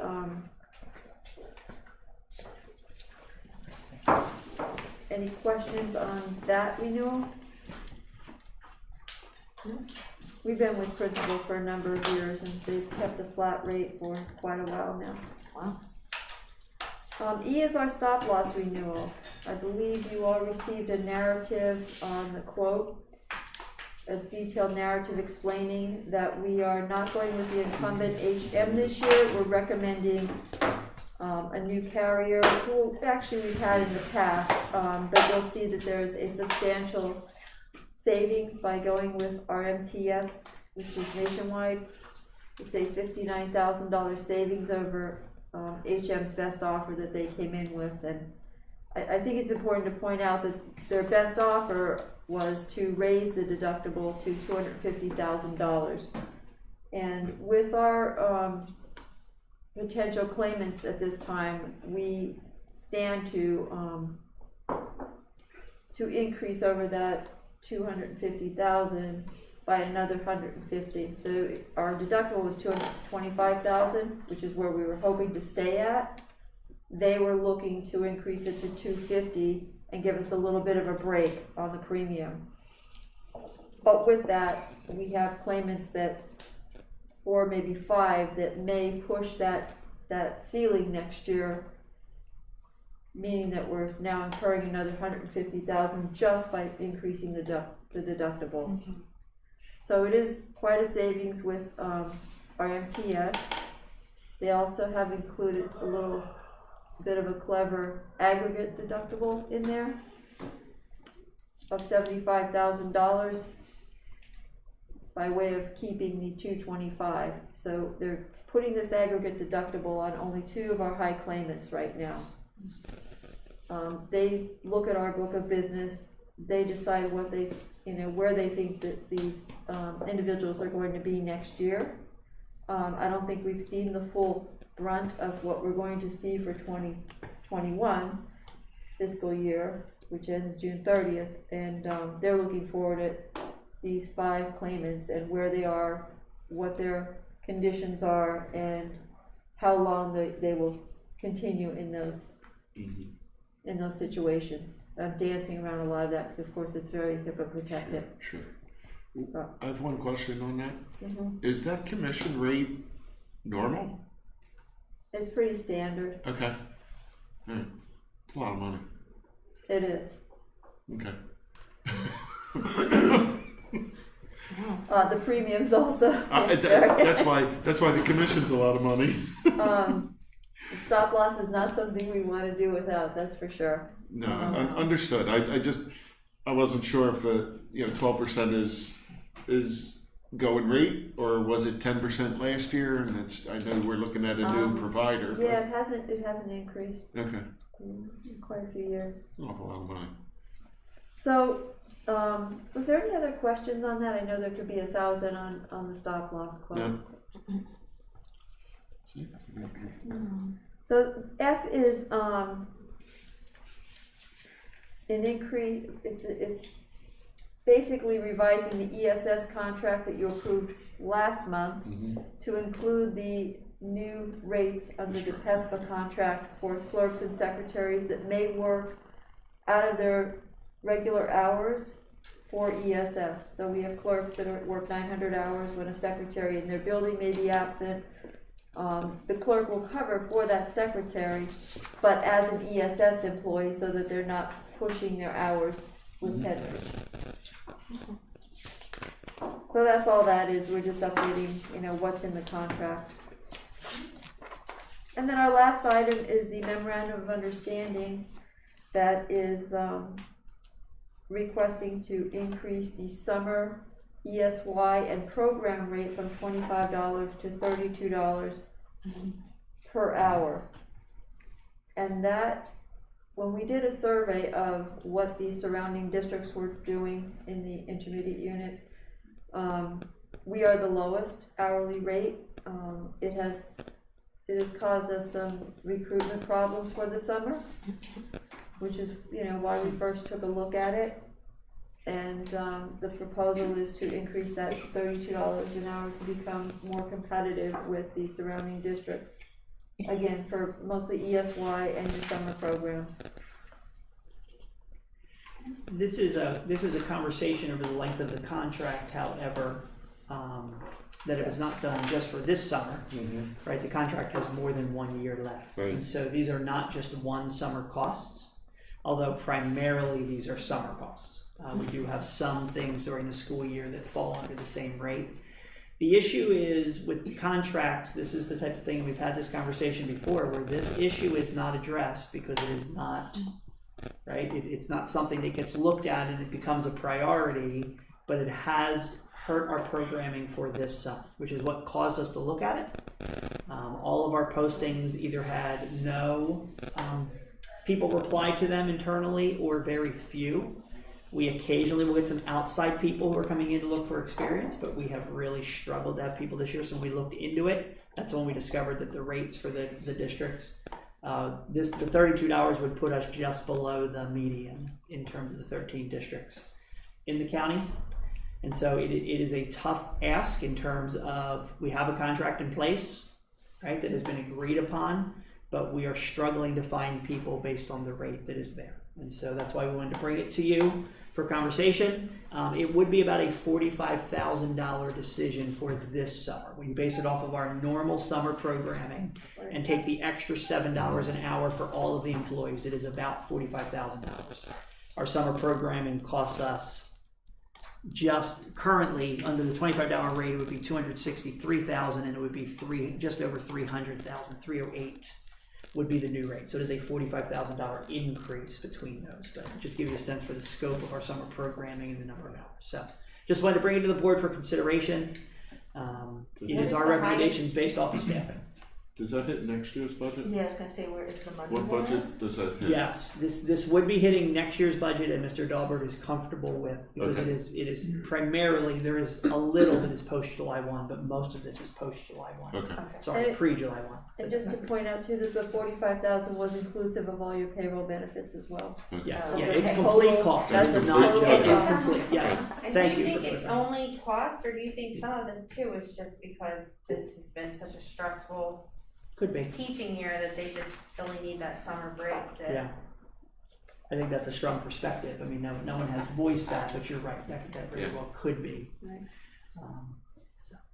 Okay. Hopefully it. So you think you need that raise to be competitive? That's the bottom line. To get people. Do we need the To rate get to be people. competitive is the question, Ms. McKell. Yes, Yes, so, at this, yeah, I think we do. I mean, if you're going to, if you have folks that wanna go out and work in the summer and pick up some extra, they know what the surrounding districts are paying, and they could hop over, a couple miles and, Yep. yeah. CB is just a few miles down the road. yep, exactly. Okay. All right. That was the end of the agenda. That is actually all I have, and Okay. The next meeting is going to be August 2nd, which sounds. It does sound hard. But we're already in June, Is there so. any No. public comment? Do we have any public comment on the personnel, or does it matter to be on anything? Okay, Okay. good. Thank you. Thank you, Ms. McKell. Thank you. Thank you. So we will roll right into policy. Yay. Hope everybody's Safe revved travel. up for this. Yeah? Oh, yeah. Everybody's charged for policy. Thank you. All right. As we roll in, is there any public comment related to the policy agenda? Okay. All Is there right. what? Public comment Oh, sorry. related to policy committee Pretty standard agenda question that items. she fell asleep. You awake over there, Megan? Her first meeting. I got it, thank you. Oh my That's goodness. delicious. Where'd you find these people? Okay, Oh, okay, yep, it's up. Thank you. Are you you're on. okay? Where do you want to start? All right, we have a lot of policies tonight. 4 new policies, which are items K, N, O, and Q. Okay. One that is just a review, that's F, and then the others have some revisions. So I guess we'll just start with the first one, 004, which is membership. Yep. And these were changes that were discussed a couple of months ago at a policy committee meeting. Majority of the changes are on page 3 of 6. Great. And it mainly surrounds appointment of board members. So, my opinion on this is just that, the board gets to decide how to appoint people, and future boards may choose whatever processes work best for them at that point in time, and I don't like dictating to future boards the procedure they should use. I think that each individual board should get to choose how they do it. As Dr. Durs indicated, we talked about this a number of times, and all we're doing is memorializing the process that we use. Well, we haven't talked about it in the policy change. We talked about that process when we've used that process, but that's my opinion. This has been bantered about since last October. And it didn't make it to the meeting like we. Correct, and now it's being brought to So me. it's now brought to the meeting. And I actually had already shared my thoughts with you previously, but I'm sharing them now in the meeting as well. When you have a policy, you can, what's it take 6 or just a simple majority to suspend a policy? Right, so you could, a board Or change later on down the road, they don't want to use this, they can vote to suspend policy 004, whatever this is. Well, but if they wanted to change the policy, it would take longer than 30 days if someone was to. So anyway, that's just my opinion. I think there's enough cushion in here because there's no applicants may be asked to answer additional questions. Applications must be submitted. It says where it has to go, and it lays out the musts are a letter of intent and a resume outlining credentials and specific reasons why they're interested. Okay,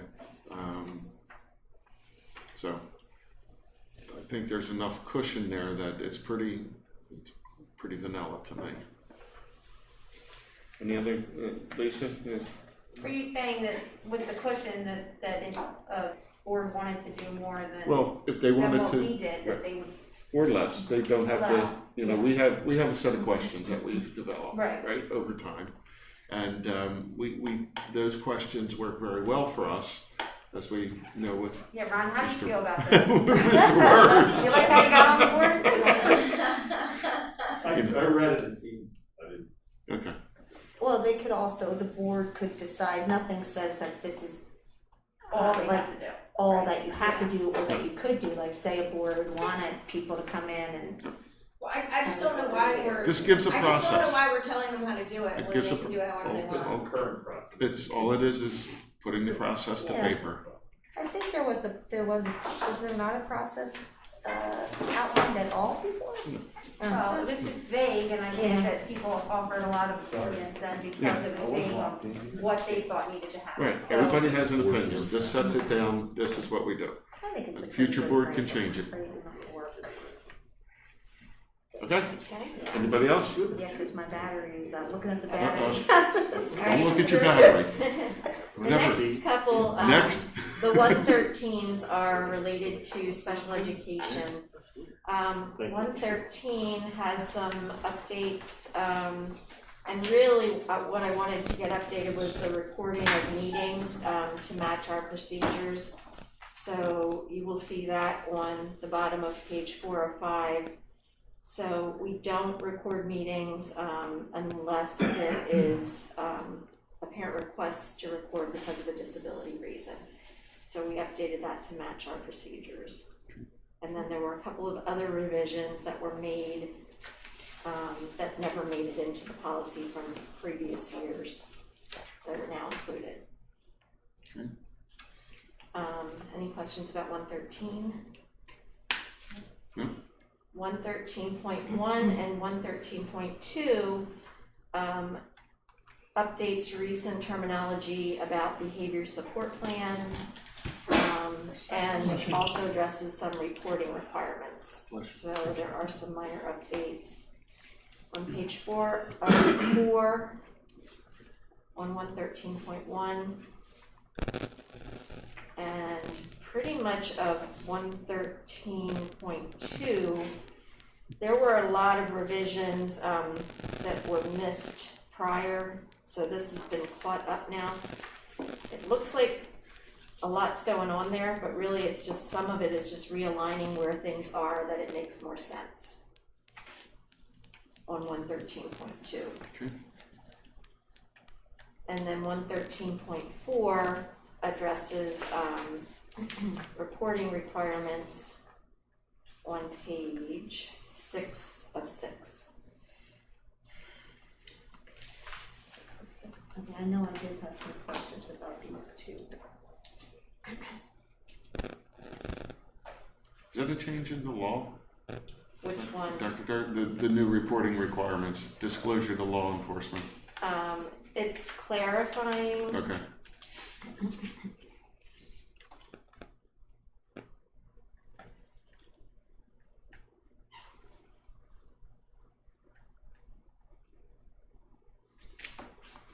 They actually made the language to say when the information is required by state and federal law, so that if state and federal law changes, they don't have to change the policy, so they made that. Yeah, I like that. That's good. Colin, did you say that you had a question on this one, or did you not Unless put I your think finger it on it was right the now? other one, maybe, but yeah, just go on because I should have written it down. Well, that's okay. I mean, that's why we put these up for first read, so you know, something comes, you just shoot an email. Okay. Okay, 122 is just review only because 122.1 had some changes. So I just figured we could update because 122 was so old that we could just do a review and then update the date. There wasn't anything that needed to be changed on 122.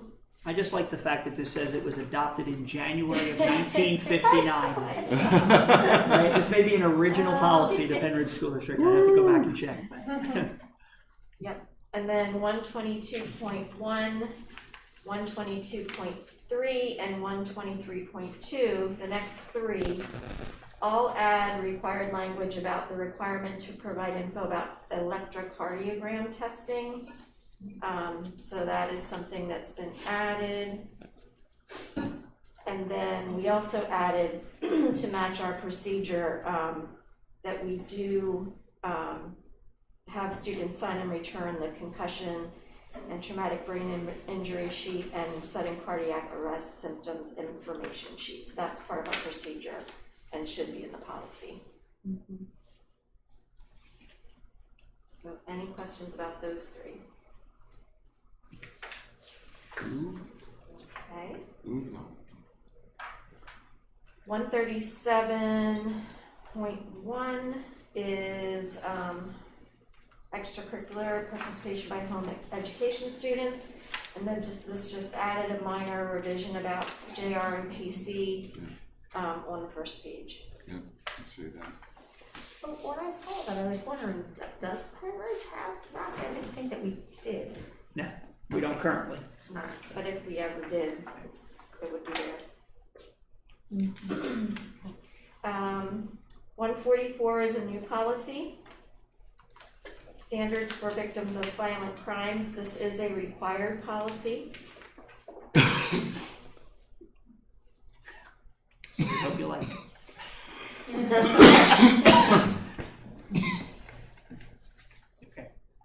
I should drink vodka instead of water. Just water. Do you need a water? No, I'm good. I'll survive. Sorry. So are there any questions on 144?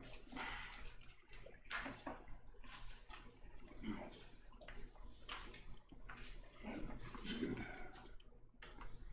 203, we had previously reviewed. This is immunizations and communicable diseases. There was some language that I had missed, getting it more consistent, so that has been updated now. Just two quick things. The first sentence doesn't make sense the way it's worded. It says, in order to safeguard the Penridge school community from the spread of certain communicable diseases, the board will consider the guidance and orders from state and local health officials, established board policy and administrative regulations, and board-approved health and safety plans be followed by students, parents, guardians, and district staff. That "and board-approved" part just doesn't make sense. It's like a separate sentence, kind of connected. So just rewording that so that flows. If we got rid of the "and" between board policy and administrative regulations, because maybe it's the two "ands," if it said established board policy, administrative regulations, and board-approved health and safety plans? But then it says, be followed by students. That's the part that doesn't make sense. Got it. Should be followed by students? Because we took out the requires that, so that's the Well, it says the board will consider, and it lists all the things the board will consider, and then it says plans be followed by students. That's what doesn't make sense. So I'm not really sure what you're trying to communicate, so I don't know. So what happened in the conversation was originally it said the board requires that the guidance and orders from state and local, and then the rest of it.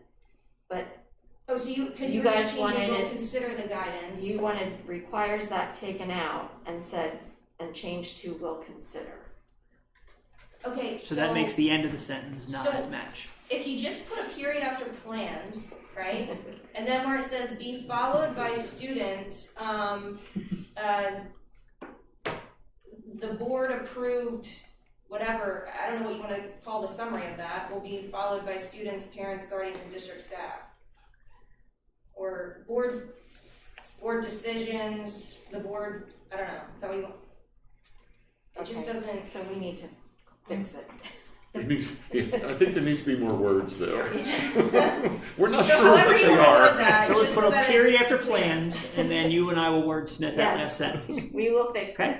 Okay, and then bottom of page 2, where it says parents/guardians shall be notified of this policy at the end of the school year, and that during the school year it may be necessary for a student to be excluded from school due to communicable disease. I just want to make sure that when parents are notified of the policy, they're also notified of those exemptions that are in the policy, because I think that the only thing that seems to get communicated to parents unless they ask for it is what the requirements are and not what the exemptions are. And so I just want to make sure that they are given all of that information, not just part of it.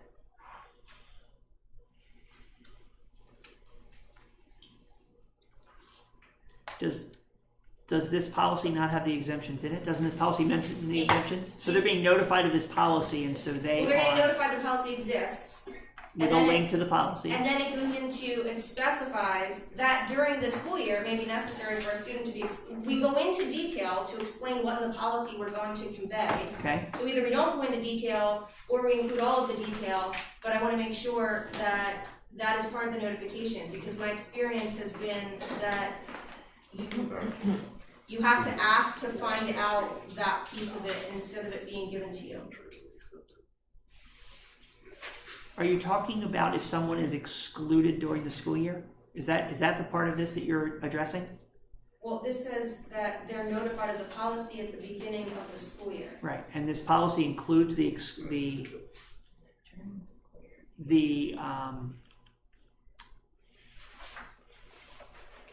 exemptions, right?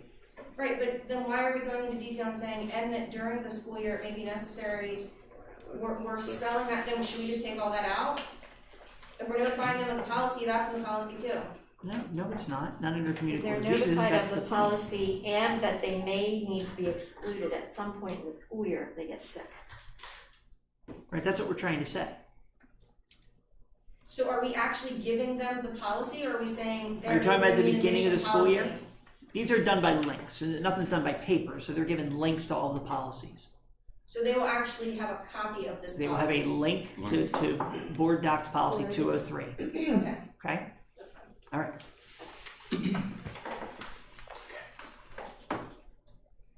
Okay, attendance 204. Yes, you will see, this was just approved in February.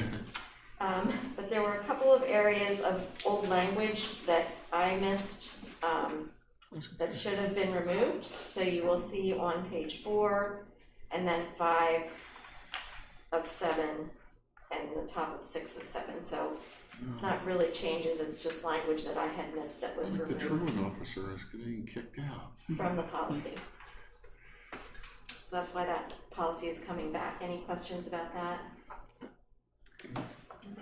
And we apologize for the quick turnaround. Yeah, sorry about that.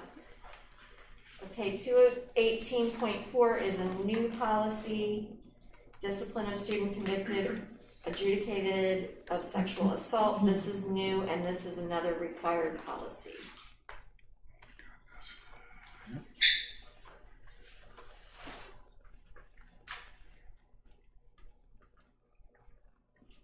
Any questions, comments?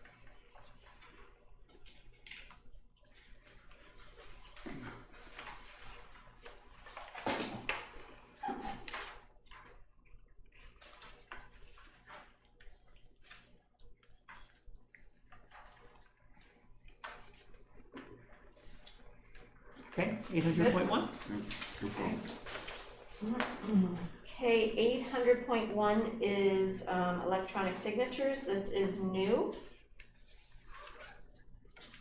I don't think, I don't know if there's any questions or comments about this one.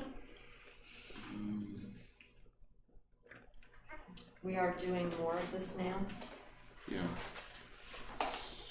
So this just talks about the existence of electronic signatures and the allowance for them. Does it anywhere define the tool and what may be, what we allow and what we don't use? So It does not. I understand what you're saying. It does not. So there's two forms of electronic signature, and some on the board know this, some don't. I have a captured digital image of my wet signature that I use in some instances. And Adobe has a digital sign feature which uses certificates to authenticate your signature. So I digitally sign things for work, which puts my name and it says digitally signed, and it's Adobe certificate. It's a very secure way of doing things. So that's what I just wanted to say. And we're currently using both. Okay. And so there was not a comment, although I will cycle back with Mr. Miller to see whether there is a best practice, and maybe even Mrs. Miller, to have the conversation about, from a security standpoint, whether it makes any difference or not. Because we're using both, and I never thought about whether one should be. Right. Because the captured wet signature in Adobe does not give you the same level of security. Okay, all right. That's all I'm. Yep, That's I'll the ask only those reason I'm questions. asking. Thank you. Yep. Okay. 810.1, again, you will see this was just approved April 19th, 2021. But on page 5 of 8, PSBA just came out with new information, new language about if a driver is arrested. So we had to add that language. This one wasn't a miss. Policy. Clearly it was bad time. So a small addition there on that policy. And then the final policy is 816, district social media. This is a new policy. And Dr. Bolton, you reviewed this with Mr. Miller. I did. I think it's, social media obviously is something that is much more prevalent. And so we wanted to present it from a conversation. We did review it with Mr. Miller to make sure that it is appropriate. It is a new policy that's being, recommended. As you know, I've commented on this policy. Yes. The only point I have on this is on page 6 that we still reference. It still references school directors. And employees are strongly encouraged to use privacy settings on social media accounts and clearly identify that it is their personal social media account and does not officially represent the board or district. I'm not sure why that's necessary for the board. It still kind of sticks out at me as to this policy is for the district, not the board. Right, it is under a section of personal social media accounts, but there's nothing that would require us to keep that there. So it could literally start with employees are strongly encouraged. We could take the first 3 words out. Yeah, that's been my only thing, is that to hold the board to this, I don't think is necessary. I don't know how anybody else feels.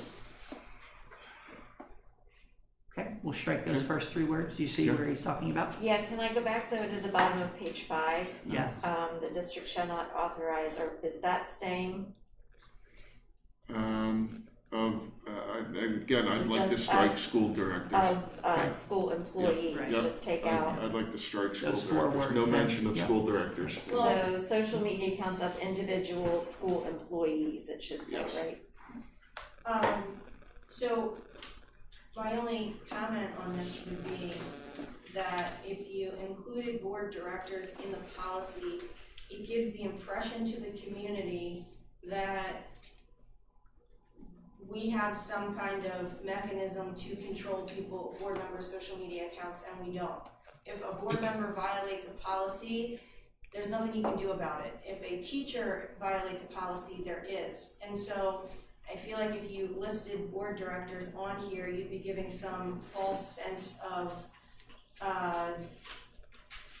disciplinary mechanism that doesn't exist. So you agree in terms of the striking? Yep.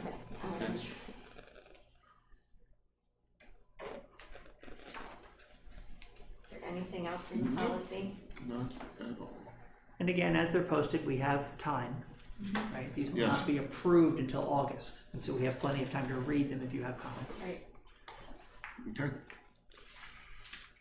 Well, look at that, you got through it all.